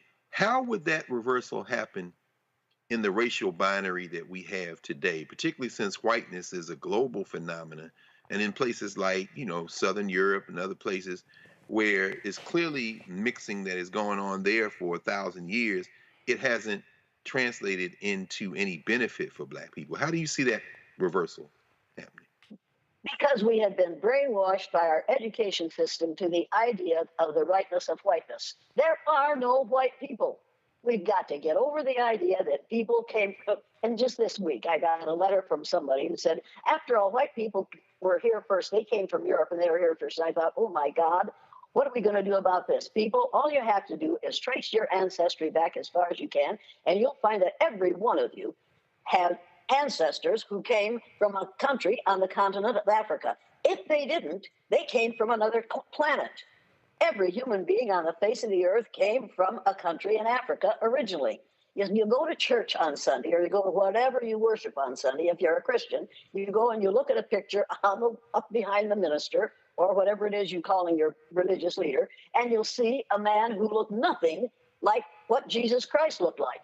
According to the Bible, he had kinky, woolly hair and feet of bronze. If it was good enough for Jesus, I would think it would be good enough for me and good enough for people like me. It's time for us to admit that our heritage over thousands of years is brown. It's not black, it's brown. We are all shades of brown, and it's time to get used to that and to enjoy it. And make no mistake about this. The number of white babies that are being born is getting less and less because white women are tired of being used. White women are tired of being treated like second-class citizens because they can be used by somebody like Dinosaurus T. Rump. It's time to get over the idea that only women are responsible for pregnancy. It takes two people to make a pregnancy. Now, eventually, I think at the beginning it didn't. I think at the beginning you had two women. You could put two female egg cells together in a petri dish, mammal cells, break down the cell wall, and combine those cells and come up with another female mammal. That's probably the way human beings began. But all our history and the Bible, except for one book, is written by males. So history says males did all the important things that were done, thought all the important thoughts, and fought all the important fights. It's not true. It couldn't have happened if it hadn't been for the women who were there to make more peoples. It's time to get over this idea. What we're doing is blatantly sexist, blatantly racist, and blatantly ignorant. We are living in an ignorant society, and it's going to get more so because of banning books and banning speakers and banning ideas. And right now we're in a situation where people are banning any idea that would even question the superiority of whiteness. Jane, you told me as whiteness. Jane, you told me this book about you from Todd Mealy is on ban list. I'm on ban list, and I think that is. I'm not sure that is. I know I am. I am banned on all college and university campuses. Wow. Have been for over. Oh yeah, I am a dangerous person, and I've realized that. And I am absolutely delighted to be called somebody who is dangerous for college students to listen to. I'm tickled to death because that means that what I have to say is threatening to people who voted for Donosaurus T. Rump. Well, that's also why I love having my own platform because they can keep you off college campuses, but they can't keep you off this show because I own it. And that's why we got to have unfiltered programming for folks like you. Niambi. Mm-hmm. Well, thank you so much for being with us. I want to go back to something you mentioned a moment ago about white birth rates dropping. I know that has been a fixation on the right wing, yet we still see white women voting for white supremacy. So what do you think is happening there? It isn't just women of color who are stupid. White women get reinforced for being stupid. And we've been doing that for a good many years. We do that by calling the Virgin Mary blonde-haired, blue-eyed, fair-skinned. We set ourselves up to fail, and then when we fail, we blame it on somebody else. It's time for us to realize that there is no such thing as a white woman. There is no such thing as a black woman. But we use those words because for white women use it because, according to the person who started this whole thing of race, Torquemada, during the Spanish Inquisition, he was going to kill everybody who wasn't Christian, and he was going to turn all the Christians into Catholics. He had killed 2,000 people before somebody made him aware of the fact that many of the people he had killed were Christians. At that time, he realized that you couldn't tell what a person's religion was by looking at them, so he decided he'd have to come up with a way to make that determination. So he called the lighter, and all people were shades of brown at that time, and they are now. He called the lighter brown-skinned people white because white is the color of purity and goodness. He called the darker-skinned people black because black is the color of savagery and evil. And we have been living with that nonsense for less than 500 years. It's time to give it up. There are no white women, and there are no black women. We are all shades of brown. And you and I, whether you want to know it or whether you want to admit it or not, are 30th to 50th cousins because our ancestors came from the same place. And came from the same race. There's only one race on the face of the earth. It's the human race, and we're all members of it. It's time to get over the idea of the Rainbow Coalition and the idea of blackness and whiteness. They have never existed, but we have been using it to keep people in their place for about 500 years. It's time to stop it. Lauren. Do I make sense to you? Oh yeah. Oh, absolutely. Absolutely. Jane, Jane. Go ahead. Jane, great talking to you. What do you think of the idea? I mean, African Americans, we spend a lot of time pushing back, arguing with other people, arguing with the majority, arguing that our history is important. Your book is banned on college campuses, which is ridiculous. What do you think of the idea of effectively separatism, of doing your own thing? Because wasting so much time in life arguing with people that have never respected you for 400 years, it gets a little draining. What do you think of just the idea of people building their own their own centers of learning, etc., and just doing that and focusing on that. Hey, white people have been doing that for years. Do not copy the behavior of white people. Do not move back away from society in order to not have to be around this nonsense. Get out there and educate these fools so that their children are smarter than their parents. We cannot just say these people don't know any better, we'll just stay away from them, because within 25 years, and it's going to be less than 25 years, white people will become a numerical minority in the United States of America. You're going to have to deal with them in a totally different way. And we are going to have to deal, I say we because I'm considered white. We white folks are going to have to deal with other people in a totally different way. We're going to have to start realizing that the boy grown tall, who is now going to be president of the United States in a couple of months, doesn't even know what it says in the preamble to the Constitution of the United States of America. Think about that. Remember when you learned the preamble to the Constitution? We, the citizens of the United States, in order to form a more perfect union. Do you think Donald Trump wants to form a more perfect union, or does he want a disunion? I just think it's an absolutely wonderful thing that we should have learned, and we should have listened while he was talking. We aren't doing it. We haven't listened, and I think most of us don't remember it. You remember that we form a more perfect union, establish justice. Do you really think that Donald Trump believes in establishing justice? He ran for the presidency deliberately and with determination so that he wouldn't have to go to jail as a result of all the ugly things that he has been doing over the last few years. He doesn't believe in establishing justice, not for himself and not for anyone else. It says we're going to secure domestic tranquility. Oh yeah, right. Provide domestic tranquility by inciting a riot. An absolutely ridiculous mess in January. Remember that mess? That's domestic tranquility as far as Donald Trump is concerned. We're going to promote the general welfare by doing away with Social Security and welfare for children whose parents can't make enough money for them to live on. We're going to do all the things that are in the preamble of the Constitution. I don't think so. We're going to ensure the blessings of liberty to ourselves and our posterity. No, we aren't. We're going to ensure the blessings of liberty to white males. And the rest of us are going to have to pretend that we like what's happening.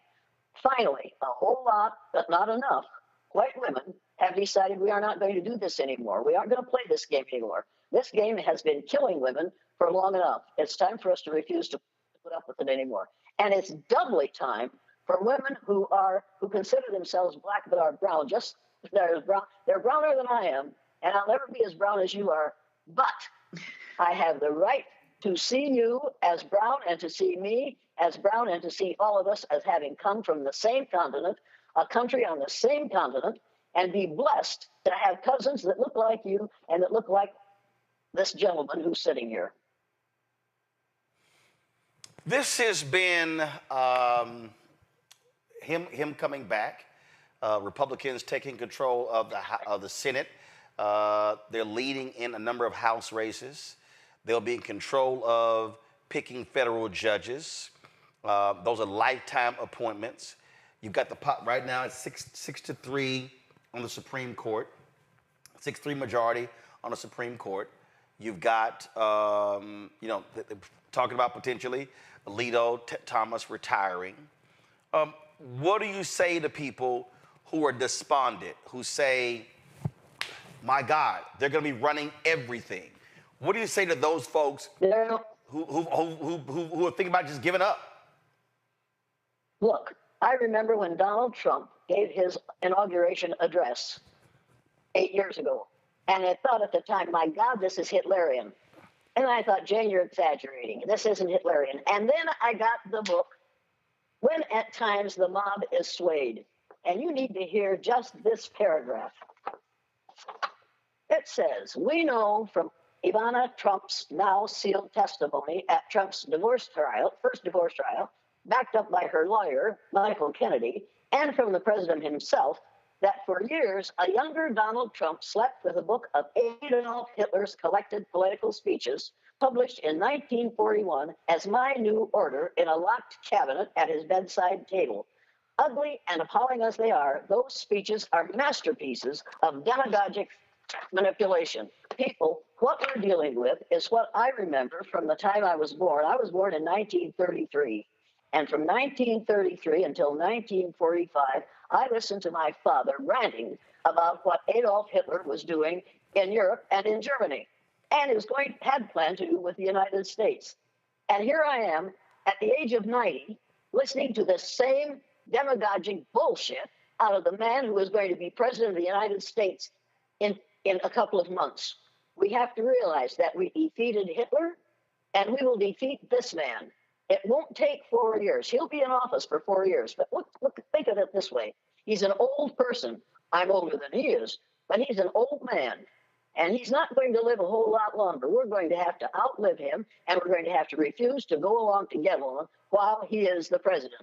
There are enough women of color, brown women, very dark women, very brown women, saved this country 8 years ago. 4 years ago, I'm sorry, 4 years ago. They went out in massive numbers and saved this country. They will do it again. And we have to make sure that they know they have that possibility. They've done it before, and they'll do it again. We've got to stop realizing how brilliant these women are. And if you think they aren't, you have to remember that 300,000 years ago, people who look like you left the continent of Africa and without any modern technology managed to populate every landmass on the face of the earth.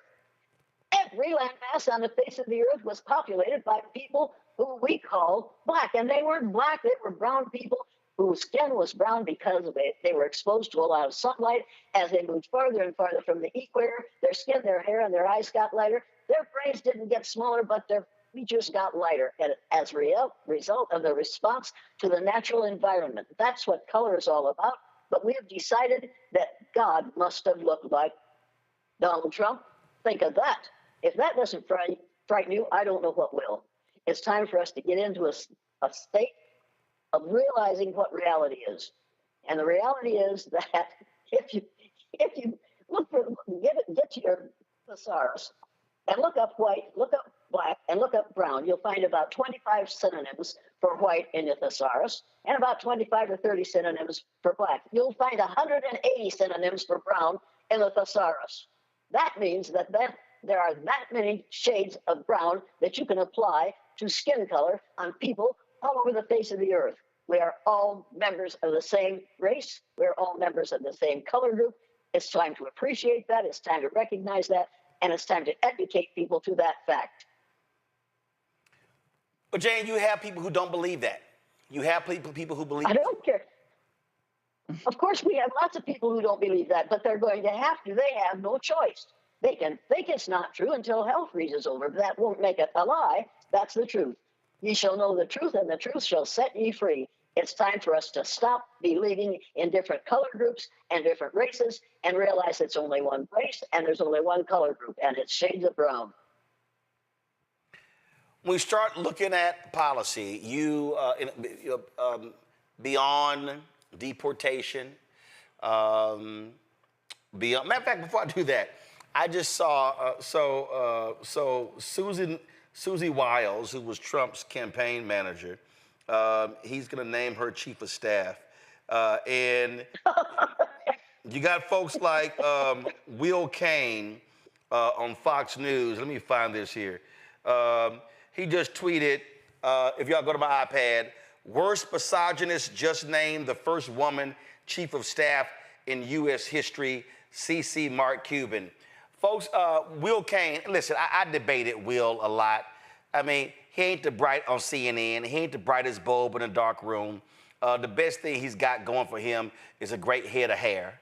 And so, I mean, I used to just destroy him constantly in debates. But, you know, white guys like him actually believe by Trump picking a woman as chief of staff means he's not a misogynist. Well, it means he's not only still a misogynist, he's a stupid one. Because Donald Trump doesn't think right, and he doesn't read right, and he doesn't know what he's talking about, but I think he thinks that's chief of stuff. She can handle stuff, but she isn't capable to handle that staff. She wants a chief of stuff, and that's what he's got. This man is he's a joke. and we have taken him seriously. Put him Do you also think in a spot where he belongs? You also think, and here's the issue that I have, Jane, that mainstream, and I'm going to call it mainstream white media, they toyed with this. They thought he was amusing. He would say things, oh, that's just Donald being Donald.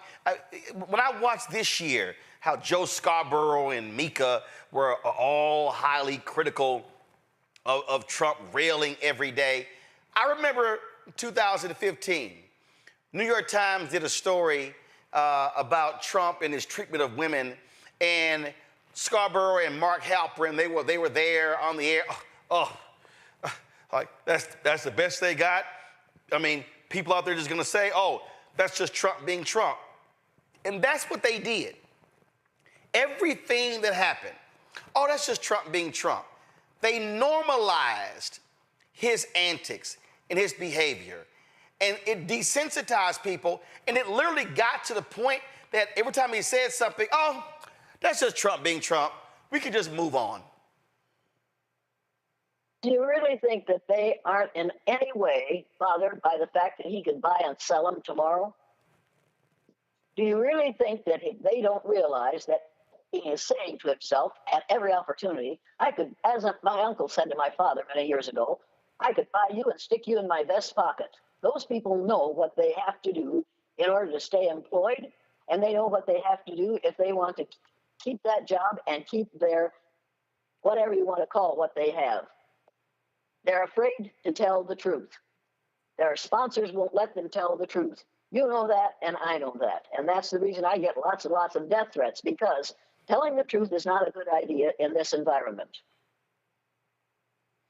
Second round of questions. Greg, actually this time I'll start with Niambi. Mm-hmm.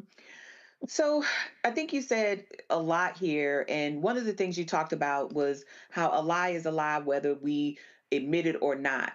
So how do we get back to a place where talking about the truth in very clear terms becomes a norm again? I mean, if it ever was, right? But how do we get back to the place calling things disinformation and other kinds of euphemisms, alternative facts, has been around for quite some time. But how do we get back to a place of just being honest and saying what in the world is going on and not having to do this both sidesism and all the other things?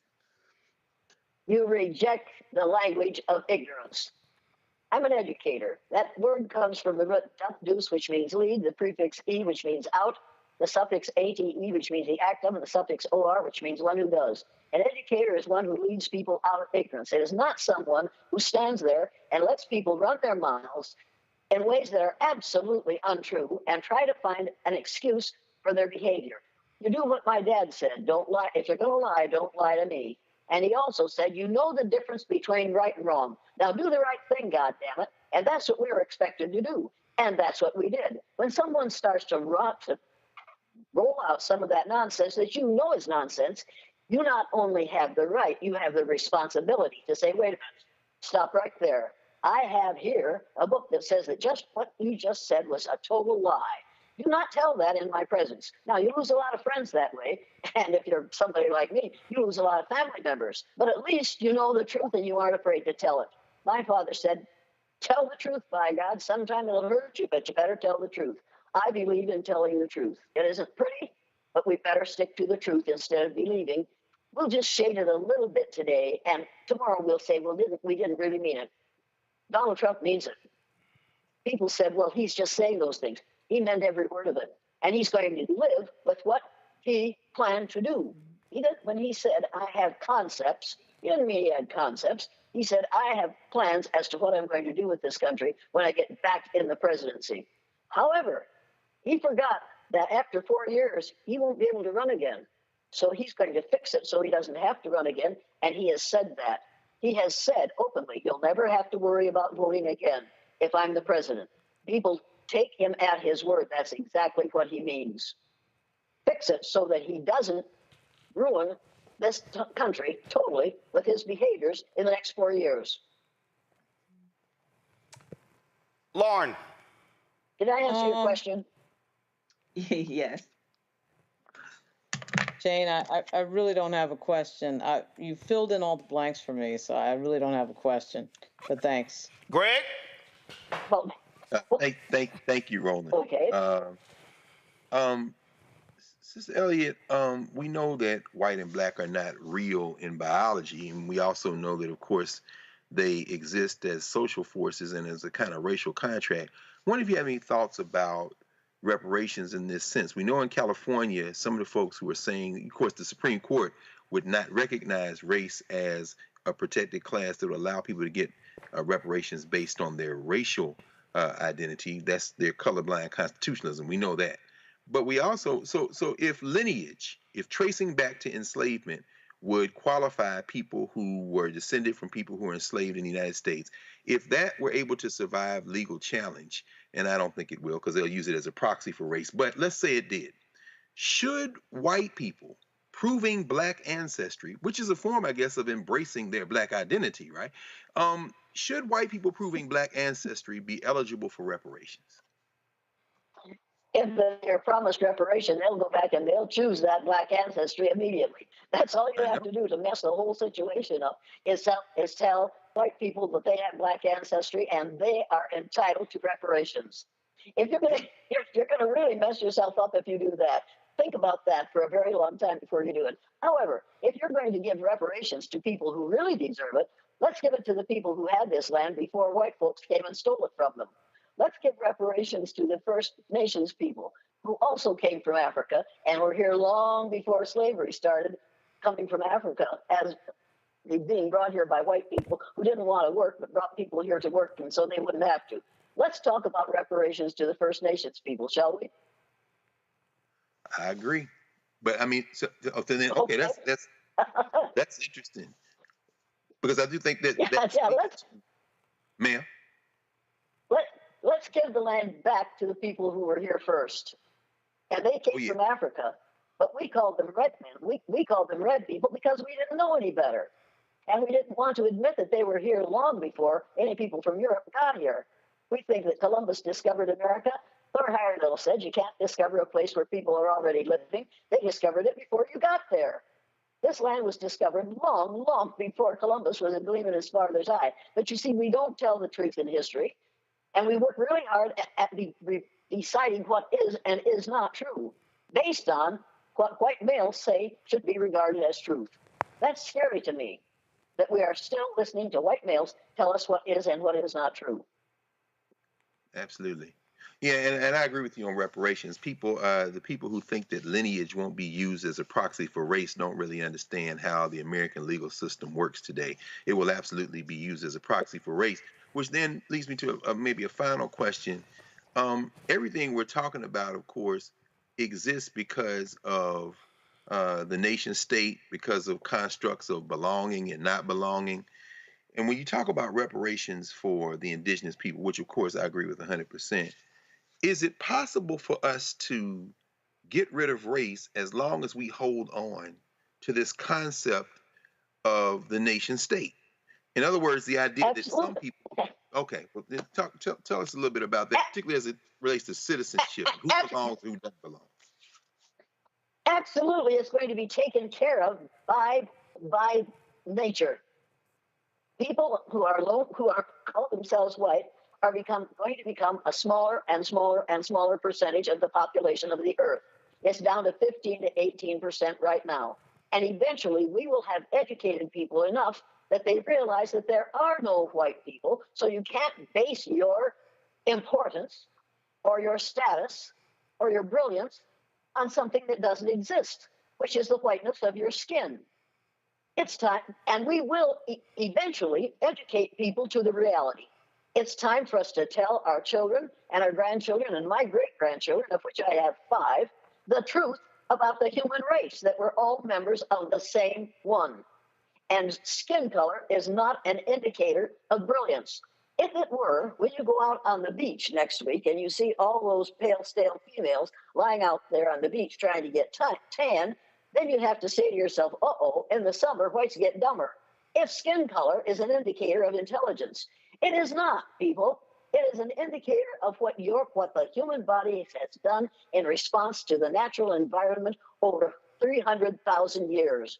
Get used to it and realize that before you die, but not before I die, but before you die, brown will be the color of everyone. We'll all have decided that we're all shades of brown, and we'll get over the idea of black and white and red and yellow.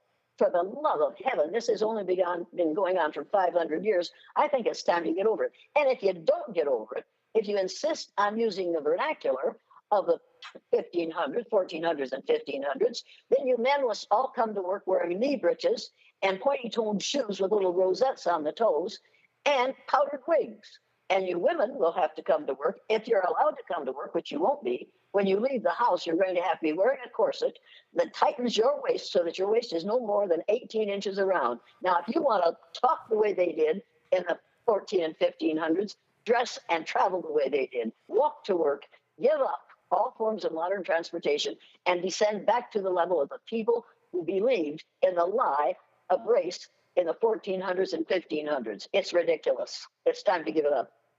Well, can I ask one more question, Ron? Just very quick. Yeah, go ahead. Go ahead. Okay.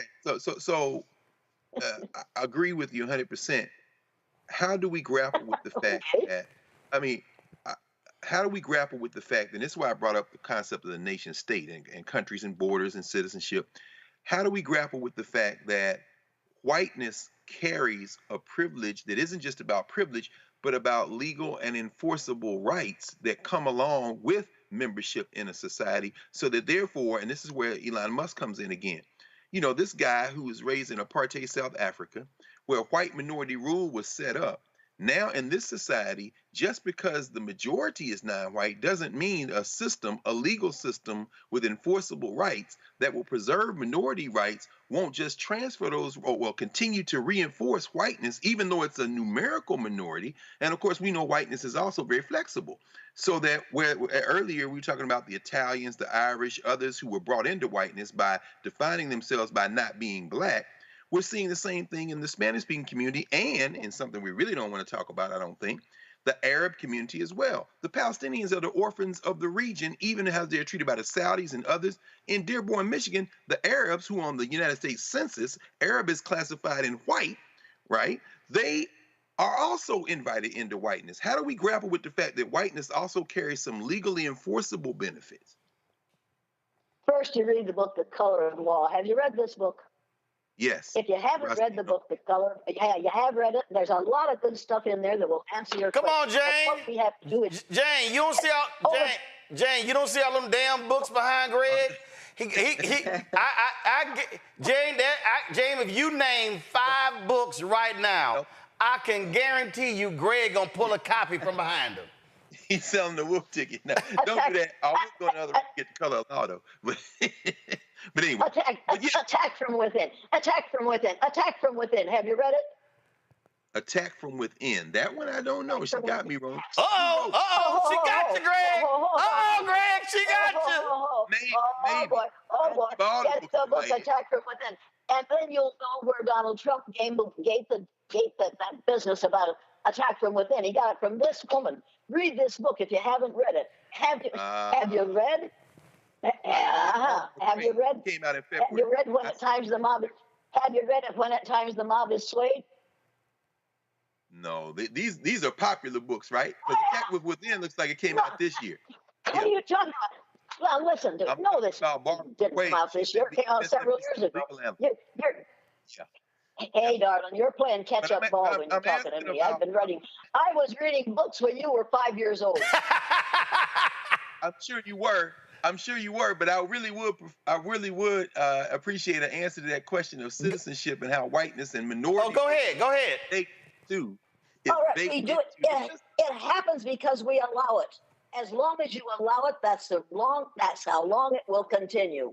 You're going to have the nerve and the guts and the determination to say, no, by God, there are no white people and there are no black people. Unless you have a severe problem, you are not white. We've got to get over the idea of whiteness. It is a lie that has been told for less than 500 years. We need to give it up.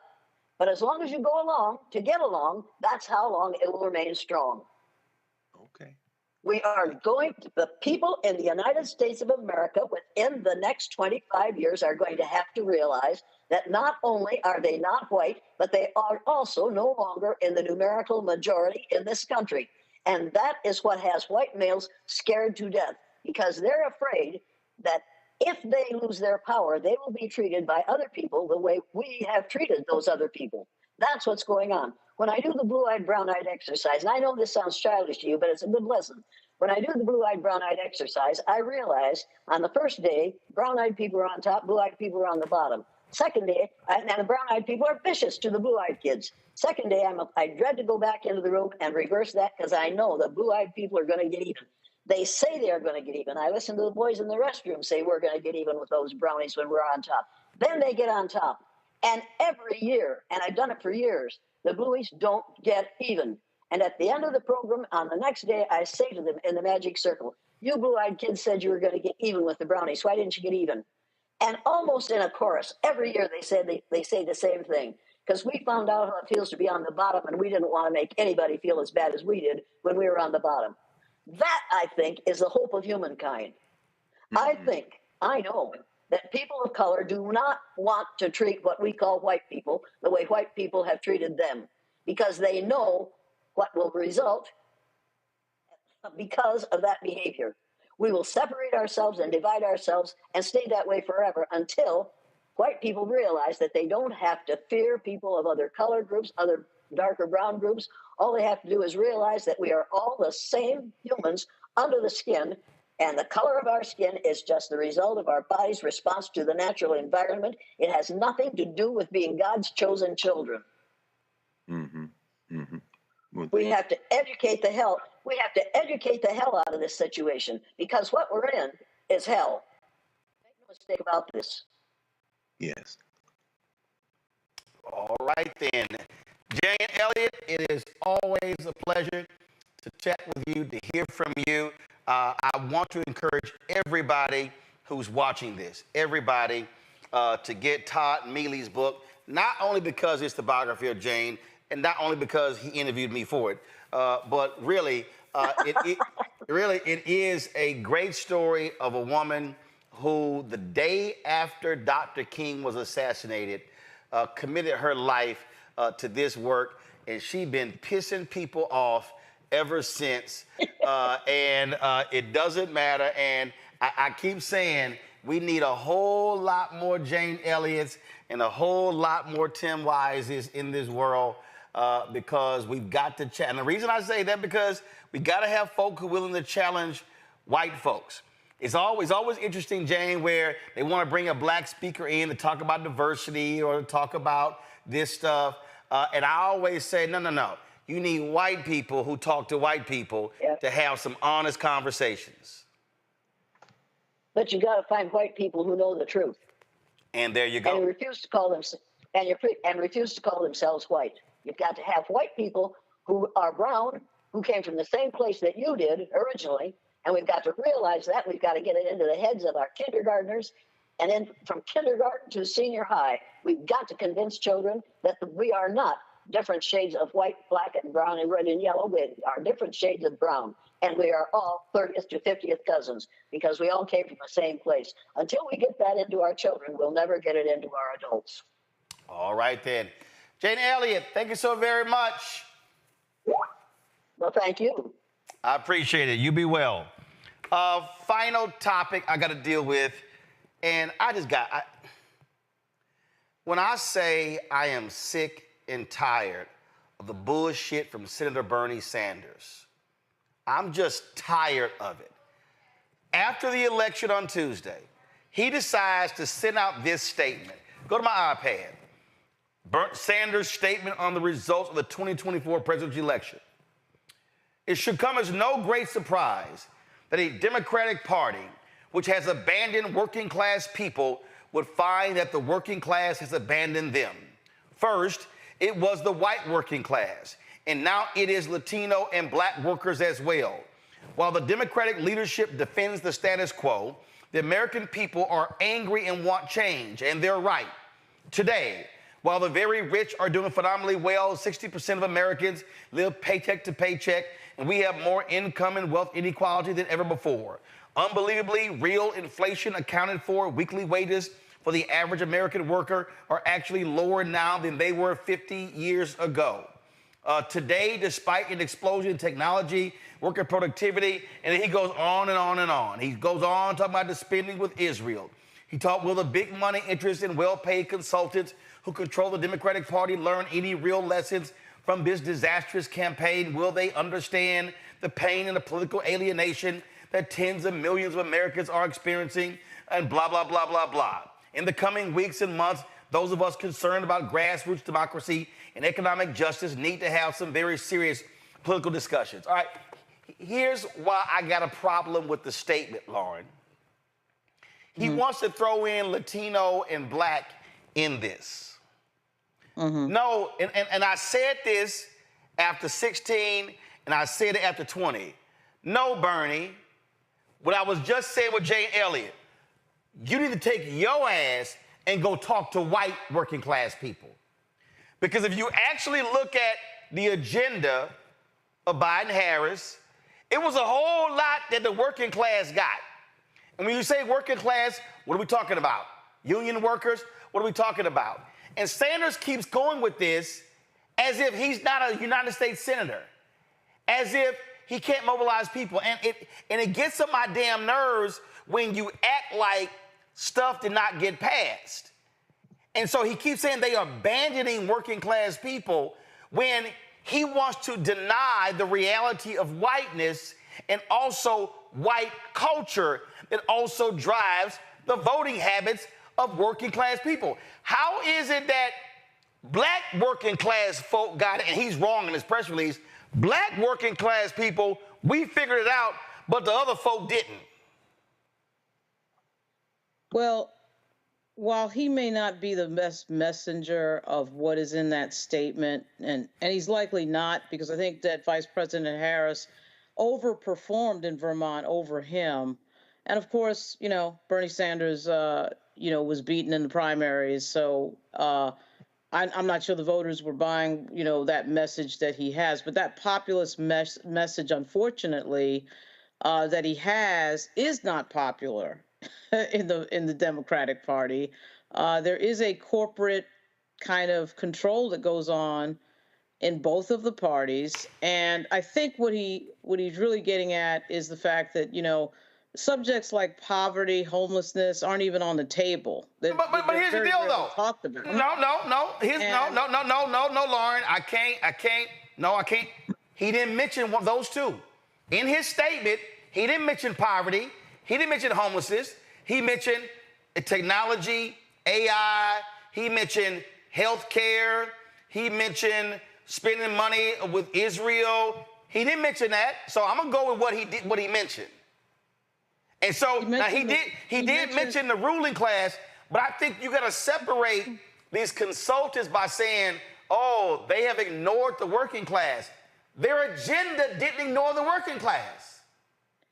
He mentioned the wealth gap in this country, which is extremely sizable and something that rarely comes up unless he's talking. But the policies of Biden-Harris actually address the wage of workers. Her primary message was democracy, the threat of Donald Trump. Her primary message was abortion, the threat of democracy, and the craziness of Donald Trump. There's nothing wrong with that message. I don't have any problem with that. But what I'm saying to you, is that but she also talked about housing. Conversation she that talked never about, gets had, and it's still not getting had. I mean, anytime anybody brings this up, it's like nobody can talk, right? When we talk about poverty or homelessness or 40 million people in poverty, like nobody wants to hear that. Well, first of all, I don't know who the hell nobody is. I don't know who nobody is because we talk about it. But the point I'm making is with Sanders keeps saying they are being ignored. Now, if Sanders is saying that we're not messaging to workers, okay, but to say that Democrats are ignoring the working class, if I look at actual policies over the last 4 years, that's actually a lie. Nina Turner tried to run, remember, for Marcia Fudge's seat. Who did she get blocked by? She got blocked by the leadership in the Democratic Party. I'm not in agreement with whatever Nina Turner says. Nina Turner got blocked by. She got blocked by voters in the district. Nina Turner is a disciple of Bernie Sanders, and the Democratic Party doesn't want to hear that message. I mean, I'm not saying they're wrong. No. She lost. She got blocked by the voters in the district. No. Yeah, she got blocked by the Democratic Party. Okay, no. First of all, let's be clear. She ran what, 2 or 3 times? Okay. Yeah. And let's be clear. The first time she also outraged folks. But I'm still dealing with Sanders here. Again, is the question? Bush and Summerlee and Jamal Bowman, nobody stands up for them. Nobody says anything. When they talk about populist stuff, nobody wants to hear it. When I say nobody, I say the leadership in the Democratic Party. Okay, specify then. Don't say nobody. Nobody. Because that's not true.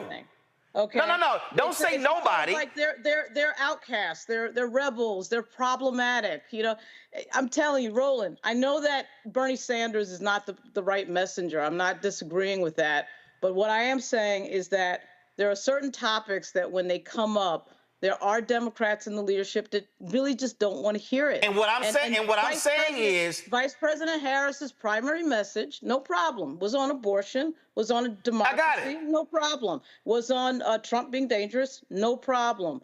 That her primary message was those things, but what people want to hear about is the economy and, of course, jobs. And what I'm saying is, if you're Sanders, be specific. When I read Niambi, Democrats ignore the working class, and I look at actual policy, that's not true. Now, if you're... They don't message it, Roland. Okay, hold on. And what I'm saying, Lauren, messaging... No, Lauren. Messaging and ignoring are 2 separate things. So why are they not messaging that? They have done a lot of things. Why and what are I'm they saying, messaging it? And again, what I'm saying is there's a difference between when somebody says ignore, that means you're actually doing nothing. Niambi, when I look at actual policies, the policies are there. Now, if you're saying that should be the primary message, it's a different conversation. And this is where Sanders gets criticized because he's constantly saying Democrats are doing nothing for the working class, and then people go, this. What is this called? Niambi, go ahead. Yeah, well, I think part of it is just the sort of a misunderstanding. This realignment happened long before Trump got into office. He benefited off of the white working class walking away from Democrats in the 1980s. So this is not a new trend. He's not rearranged the sort of political landscape and made all these white working class voters come to him. They've been there. I think what is bothersome perhaps about the Sanders messages, it always comes back to let's go after these people who don't show up for you and try to get them back. And what you're saying is, well, the attempts to try to get them back are still not convincing. And Lauren is saying it's the messaging. I think it's a little bit of all of those things. The white working class has found themselves angry and left behind. That's not necessarily the Democrats' fault, but they feel like it is. So they've gone to Republicans who've shown themselves anti-union, to not have been very invested in building the infrastructure in their communities, like really the Biden administration, right? Trying to ramp up infrastructure in these communities. But what they also want is a world and a life that is just not coming back. And I think that's a really hard message to take. But I think we hear this every few years from Bernie Sanders. And I think what strikes me is that what it basically says is stop talking about all this other stuff and talk about stuff that white working class men want to hear. And to do that, perhaps, I'm not saying it does, means that to do that in a way that they want to hear, you have to abandon your core base. And what Democrats are trying to do is talk about this stuff broadly, and not talk about or talk to them directly. And I think that's where the misstep is, not necessarily in the policy. It's in how are they reaching out to these communities. But it's also hard to argue with racism. Jonathan Metzl's book, Dying of Whiteness, gets to the heart of some of this. Some of these communities that we're talking about in Ohio, in West Virginia, in Pennsylvania, and these other places are having a hard time. But part of what's happened is they voted against their economic and other interests in favor of their racial interests. And that's kind of undid these communities too. So I think it's much more complicated than talking to regular people. And whenever I hear that from Bernie Sanders, I just think you're talking about white men. Just say that. Don't talk about regular people. Right. That's why. Don't talk about working class. Just say white men. And see, that's the reason I'm honing on this, Greg, why I keep saying you got to be specific, because I don't like speaking in general. And when Bernie, and I remember, a few years ago when Bernie Sanders was going in on identity politics, and I said, I hit Jeff Weaver and I was like, yo, he keep doing that shit, I'm gonna light his ass up. And he actually said, can I get y'all together? I said, sure. And I went to a meeting in his office in Washington, D.C. And I literally said, Senator Sanders, I'm being clear with you. I'm gonna light your ass up if you keep doing this, because when he kept saying identity politics, what I said, what you don't understand is all politics is identity. I said, but when you refer to identity politics, he was in his feelings because black people did not vote for him against Hillary. He was in his feelings because other people didn't. Well, he also did not campaign directly to a lot of those audiences. He didn't have the history other folks did. And so when he's making these points, he wants to make it as if, oh, we're not speaking to their interests. Well, here's the deal. West Virginia is broke as shit. Is illiterate as hell. They get more government funding, and they are on the government dime. And guess who they vote for? Red up and down. Opioid crisis. Oh, they were complaining in West Virginia. Who they support? Somebody who's in the pockets of prescription drug companies. And so this book right here, White Rural Rage, The Threat to American Democracy by Tom Schaller and Paul Wallman, same thing. So you gotta call a thing a thing.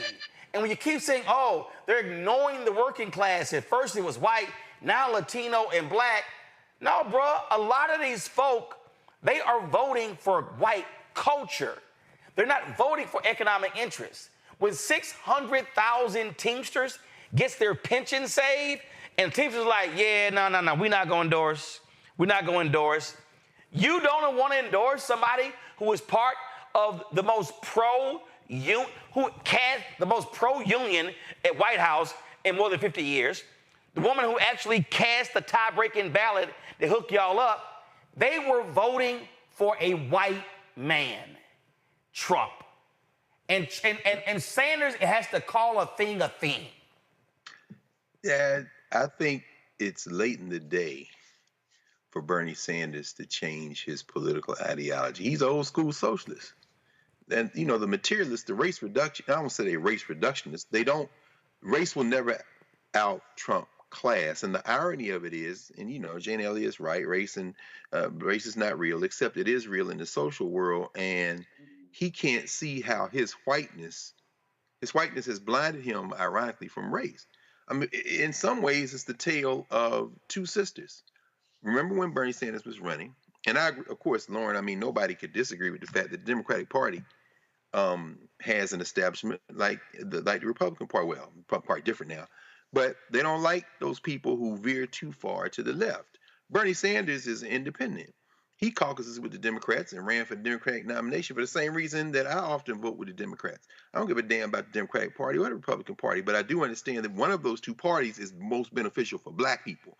And I'm thinking now about working class and the poor black people, and I agree, he's the wrong messenger. If William Barber were to say something like that, or to say it in a different kind of way and include race, then I think people could hear it different.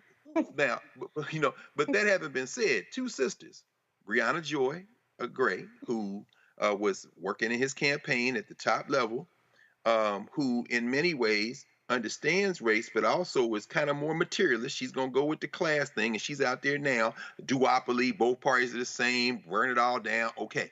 Nina Turner, who worked at the top of Bernie Sanders' campaign, who will integrate race differently, and she absolutely was kneecapped by the Democratic Party and Shontel Brown out there in Ohio, even as she had ran several times.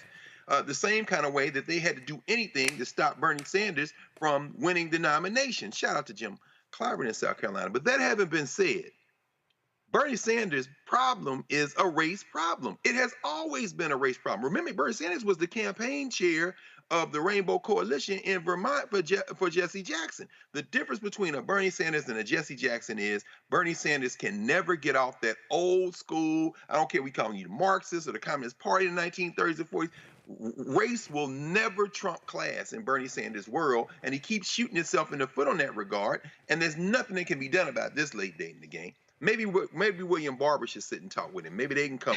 Yeah, and that is so the frustration. That's it, Greg. The frustration, Greg, that I have when, and I've listened to Sanders a lot. I've listened to his long speeches in rallies, and you nailed it. In fact, he said, it's class, it's class, it's class, it's class. And I keep saying, dude, you cannot deny the reality of race. This thing goes back, when you go back to post-Reconstruction, right, where broke white people align with formerly enslaved people of African descent. And in every period of American history, when black people fight for rights, civil and economic rights, the quality of life for white people goes up. Absolutely. It was black people during Reconstruction who were elected to the South Carolina legislature that created what is known today as the publicly financed education system. That's right. Black people created that. And so what did the white plantation own? Oh, hell no. We cannot have these Negroes aligning with these white people. So what did they do? Which King talked about in his speech on the steps of Montgomery, of the Alabama State Capitol, when he talked about a book where he said the bourbon class. They said, guess what came in? Jim Crow. Guess what came in? Utilizing media to create a wedge between broke white people and formerly enslaved people. And that wedge that was created post-Reconstruction still exists. So in Bernie's mind, oh no, it's class. Okay, Bernie, fine. Please show me where broke white people are aligning with broke black people, and let's go down the line. Let's name right now 5 broke-ass states with a lot of black people and white people. Okay, please show me, Bernie, where class in Mississippi, they're voting for Democratic policies. No. Show me in South Carolina. Show me in Arkansas. Show me in Louisiana. Show me in Georgia. They're not. White. But you know, go ahead. Well, say that. William Barber, I'm glad you brought that up, Greg. It's like what William Barber talks about really is one of the messages that the Democratic Party should generally have. I mean, Bernie Sanders is not a leader in the Democratic Party, but a person like William Barber and the message that he brings should be centered.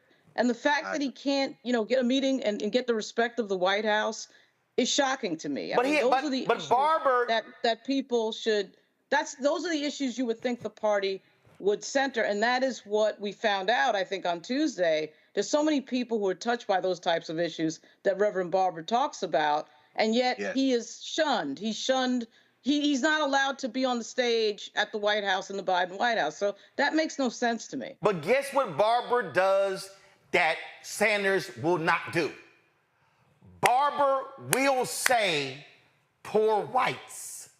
Oh, no question. He will specify. So Barber doesn't run from race to class. That's right. Barber will mention race, class, and gender. Sanders has blinders on where for him, class overrules everything, and the facts simply dispute that because we know the realities of race. But the issue of poverty in general is something that the parties don't like talking about. I agree. I'm not sure why Bernie Sanders really matters. I mean, I know he put out a statement, but I'm not sure why. No. Thinks that he matters. Well, no, because this is not because this goes beyond Bernie Sanders.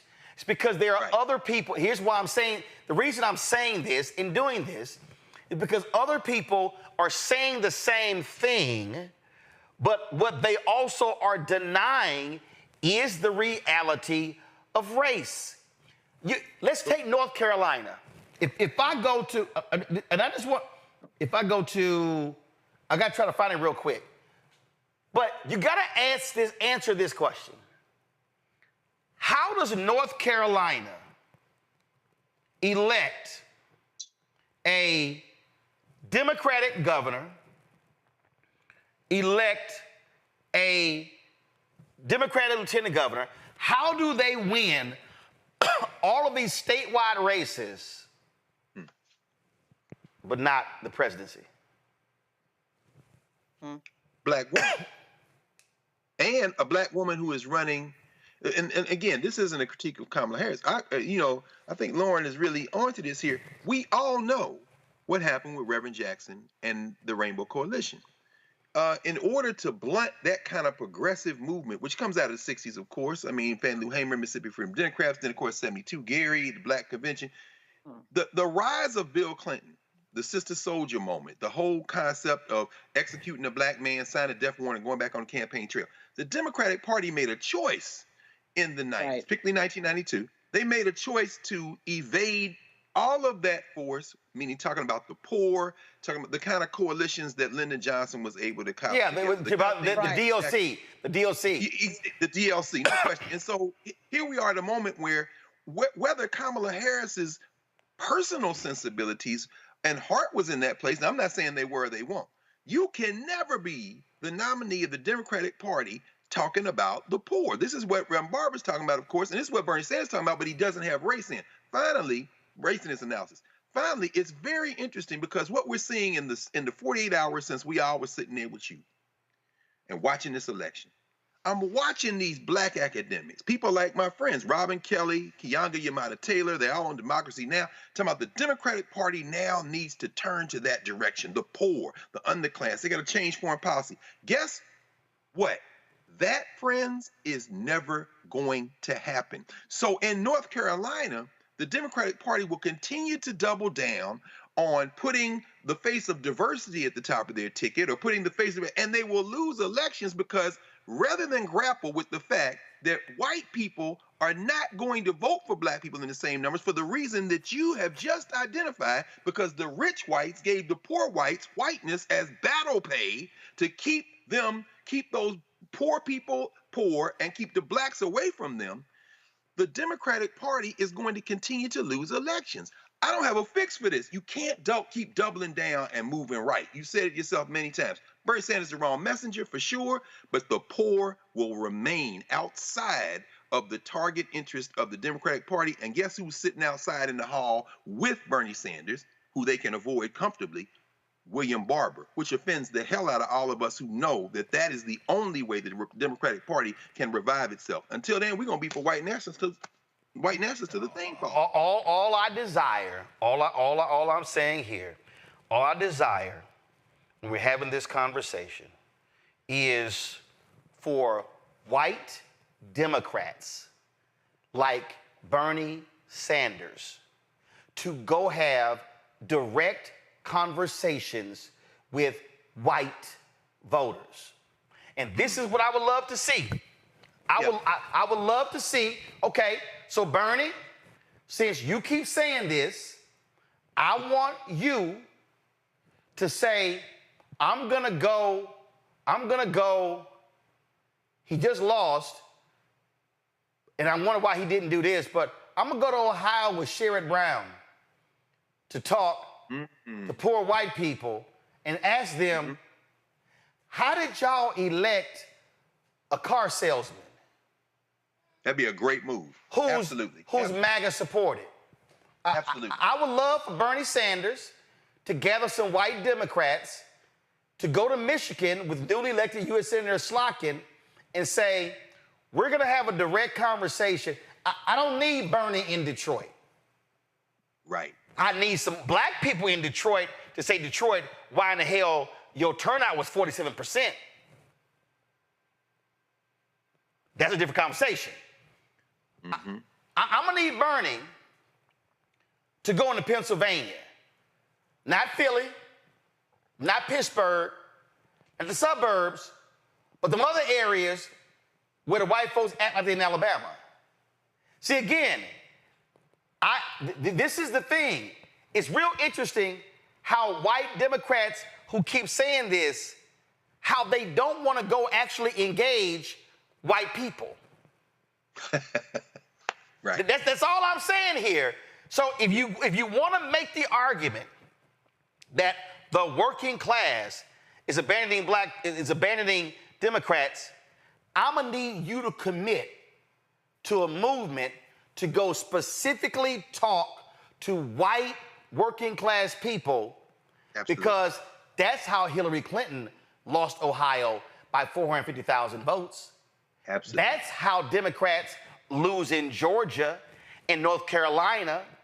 That's how they lose in these places. And you know what the Bernie Sanders and Democrats want us to do? They want black people to over-index to make up for it. So here's your assignment, Bernie Sanders. In 2026, Tom Tillis is up for re-election in North Carolina for the United States Senate. I want you, Bernie Sanders, to target white working class people in North Carolina, white rural voters in North Carolina, and I want you to go to them to make the argument whoever's going to be the Democratic nominee for the United States Senate, and also why they support the Democratic nominee for president in 2028. I don't want you going to black counties. I want you going to talk to the white folks, because this is the problem.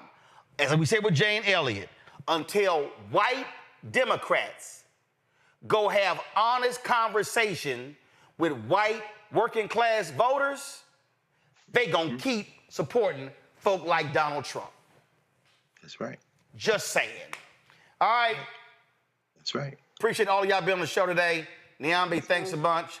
Niambe, I understand you got to partake in some of the food we had Tuesday night. Yesterday.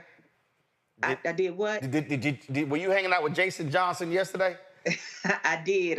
Did he bring some food to y'all? He did. He was kind enough. And he credited you, Roland. I just want to make sure that he shared the food with you. Your proper due. I just want to make sure he shared the food with y'all. So he came, first of all, Greg, he came by and he stopped by. Because it was a group of us and they were talking about getting together. I said, well, hey, y'all can come by the studio and get some of the leftovers. And Jason I'm gonna stop by. So I grabbed a fork. Jason ass was filling up one of the big trays. And I was like, what? Jason, what? He said, oh. He said, he's like, oh no, I got some students and the Niambe, some other people. I said, your ass feeding a group of people. So Jason didn't come by for a plate. Jason came by for a tray. Well, he's at Morgan State, so me and y'all, we give him an HBCU pass. I'm sure he would if he would. But I mean, when did he come? We left you at 4 o'clock in the morning. No. He came yesterday afternoon before. Okay. So he came by. Like, good Lord. He feeding the people. Right. He came by. I thought he was coming out for a plate. No, he came by for a tray. So just want to make sure you got some of that. Niambe, Greg, Lauren, I appreciate it. Thanks a lot. Y'all be well. Folks, support the work that we do. All y'all on YouTube, all y'all should be hitting the like button, okay? Every single one of y'all, okay? We should have way more than 2,600 likes. And so it's been more than 8,000 of y'all watching live right now. So matter of fact, y'all hit the button right now. We should be at 4,000 by the time I finish, okay? Y'all should hit that like button. We should be at 4,000 by the time I finish. Y'all, do me a favor. You also please support the show. I hate the fact that Cash App has completely screwed up. Y'all been able to give money. So many people gave so easily on Cash App because it was simple. But your donations are critically important for the work that we do. We've got some great plans. We had some greater plans that Vice President Kamala Harris won. We still got some great plans to do more content, to create more shows. And so we want your support. So send your check and money order. So here's what we're asking. Our goal is simple, to get 20,000 of our fans annually. If we get 20,000 of our fans annually contributing at least $50 each, which comes out to $4.19 a month, 13 cents a day, then it raises $1 million. That is important because, y'all, all this stuff costs. Staff, studio, equipment, travel, all this stuff costs. And so your support is crucially important. And y'all have been amazing since we started this journey. Our fan base is awesome. I told y'all I don't send swag. All the money goes right back into the show to pay for the things we pay for. We're trying. I mean, and I ain't got no problem. I'm telling you right now. Right now, we're trying to hire 3 new staffers, and it's going to be about $185,000 to $200,000. Okay, and so when I say these things, I'm in very serious terms of what we're trying to do. And so everything, look, like we're paying for. Okay, you know, our expenses are $195,000 a month. Okay, so I'm being real clear with y'all in terms of what we're doing. So when you give, trust me, it all goes to make this show possible. And we have other shows that we're doing as well. And so send your check and money order to P.O. Box 57196, Washington, D.C., 20037-0196. YouTube, we had 3,400 likes. We need 600 more to get to 4,000. Y'all hit that damn like button. Let's go. Y'all playing around. PayPal is R. Martin Unfiltered. Venmo is RM Unfiltered. Zelle is Roland at RolandSMartin.com. Download our Black Star Network app. Okay, you can take it wherever you go. Of course, that's available on Apple phone, Android phone, Apple TV, Android TV, Roku, Amazon Fire TV, Xbox One, Samsung Smart TV. Also get the Black Star Network, download, get my book, White Fear, How the Browning of America is Making White Folks Lose Their Minds. Available at bookstores nationwide. Get the audio version on Audible. Y'all be sure to get the graphic from Keenan. Also, y'all, we podcast this show. And so we're available on all podcast platforms. And so if you want to download the audio to this show, then you can do that as well. And also, so let me go ahead and address this. So you got somebody sitting here. I love this person's name. I know better than you. Can someone explain spending $200K a month on YouTube channel expenses? Well, clearly your ass don't know better than me. And so since you want to understand why you have $195,000 expenses, I'll tell you rent is $20,000 alone. You also have staffing costs that also cost that are more than $100,000. We're now up to $120,000. Since you want to ask these questions, okay, there are literally 15 people that we actually pay. You've got a director, a producer, associate producers. You've got graphics person, a video playback. You've got audio. You've got freelancers. You've got an assistant. You've got a digital person. You've got a CFO. You've got a bookkeeper. You've got an accounting department. Those are called expenses. For the people who don't understand business, the person I know better than you. So while you're watching this show going, oh, I'm watching a YouTube channel. No, this is an actual show. We're not sitting in a closet broadcasting the show. This is their actual real cost. The live view unit we use, the rack unit is $40,000. The 2 live views we have, they're $20,000 each. The cost for a Black Star Network app is $140,000 a year. Again, for the person who doesn't understand business, these are called expenses. Associated Press, to be able to get AP content is $170,000 a year. So when you watch this show and you're seeing all of these things, those things cost money. And that's why 32,000 people have donated to our show since we launched September 4th, 2018. And so while some of you may just sit at home thinking, oh, I'm just watching this, yeah, don't think for a second I don't monitor comments because I see when you're saying stuff. So if y'all want to support the work that we do and not freeload, pull it up again.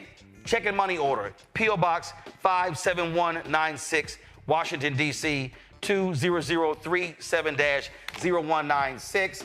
And I love this person sitting there going, oh, this channel is so repulsive. Guess what, Muffy? You now are blocked.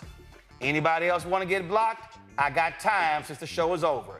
Send your check and money order, P.O. Box 57196, Washington, D.C. 20037-0196. PayPal, R. Martin Unfiltered. Venmo, RM Unfiltered. Zelle, Roland at RolandSMartin.com.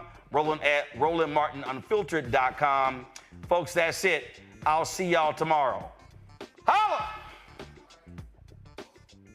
Black Star Network is here. Oh, no punch! I'm real revolutionary right now. Thank you for being the voice of Black America. All momentum we have now, we have to keep this going. The video looks phenomenal. See, there's a difference between Black Star Network and black-owned media and something like CNN. You can't be black-owned media and be scared. It's time to be smart. Bring your eyeballs home. You dig?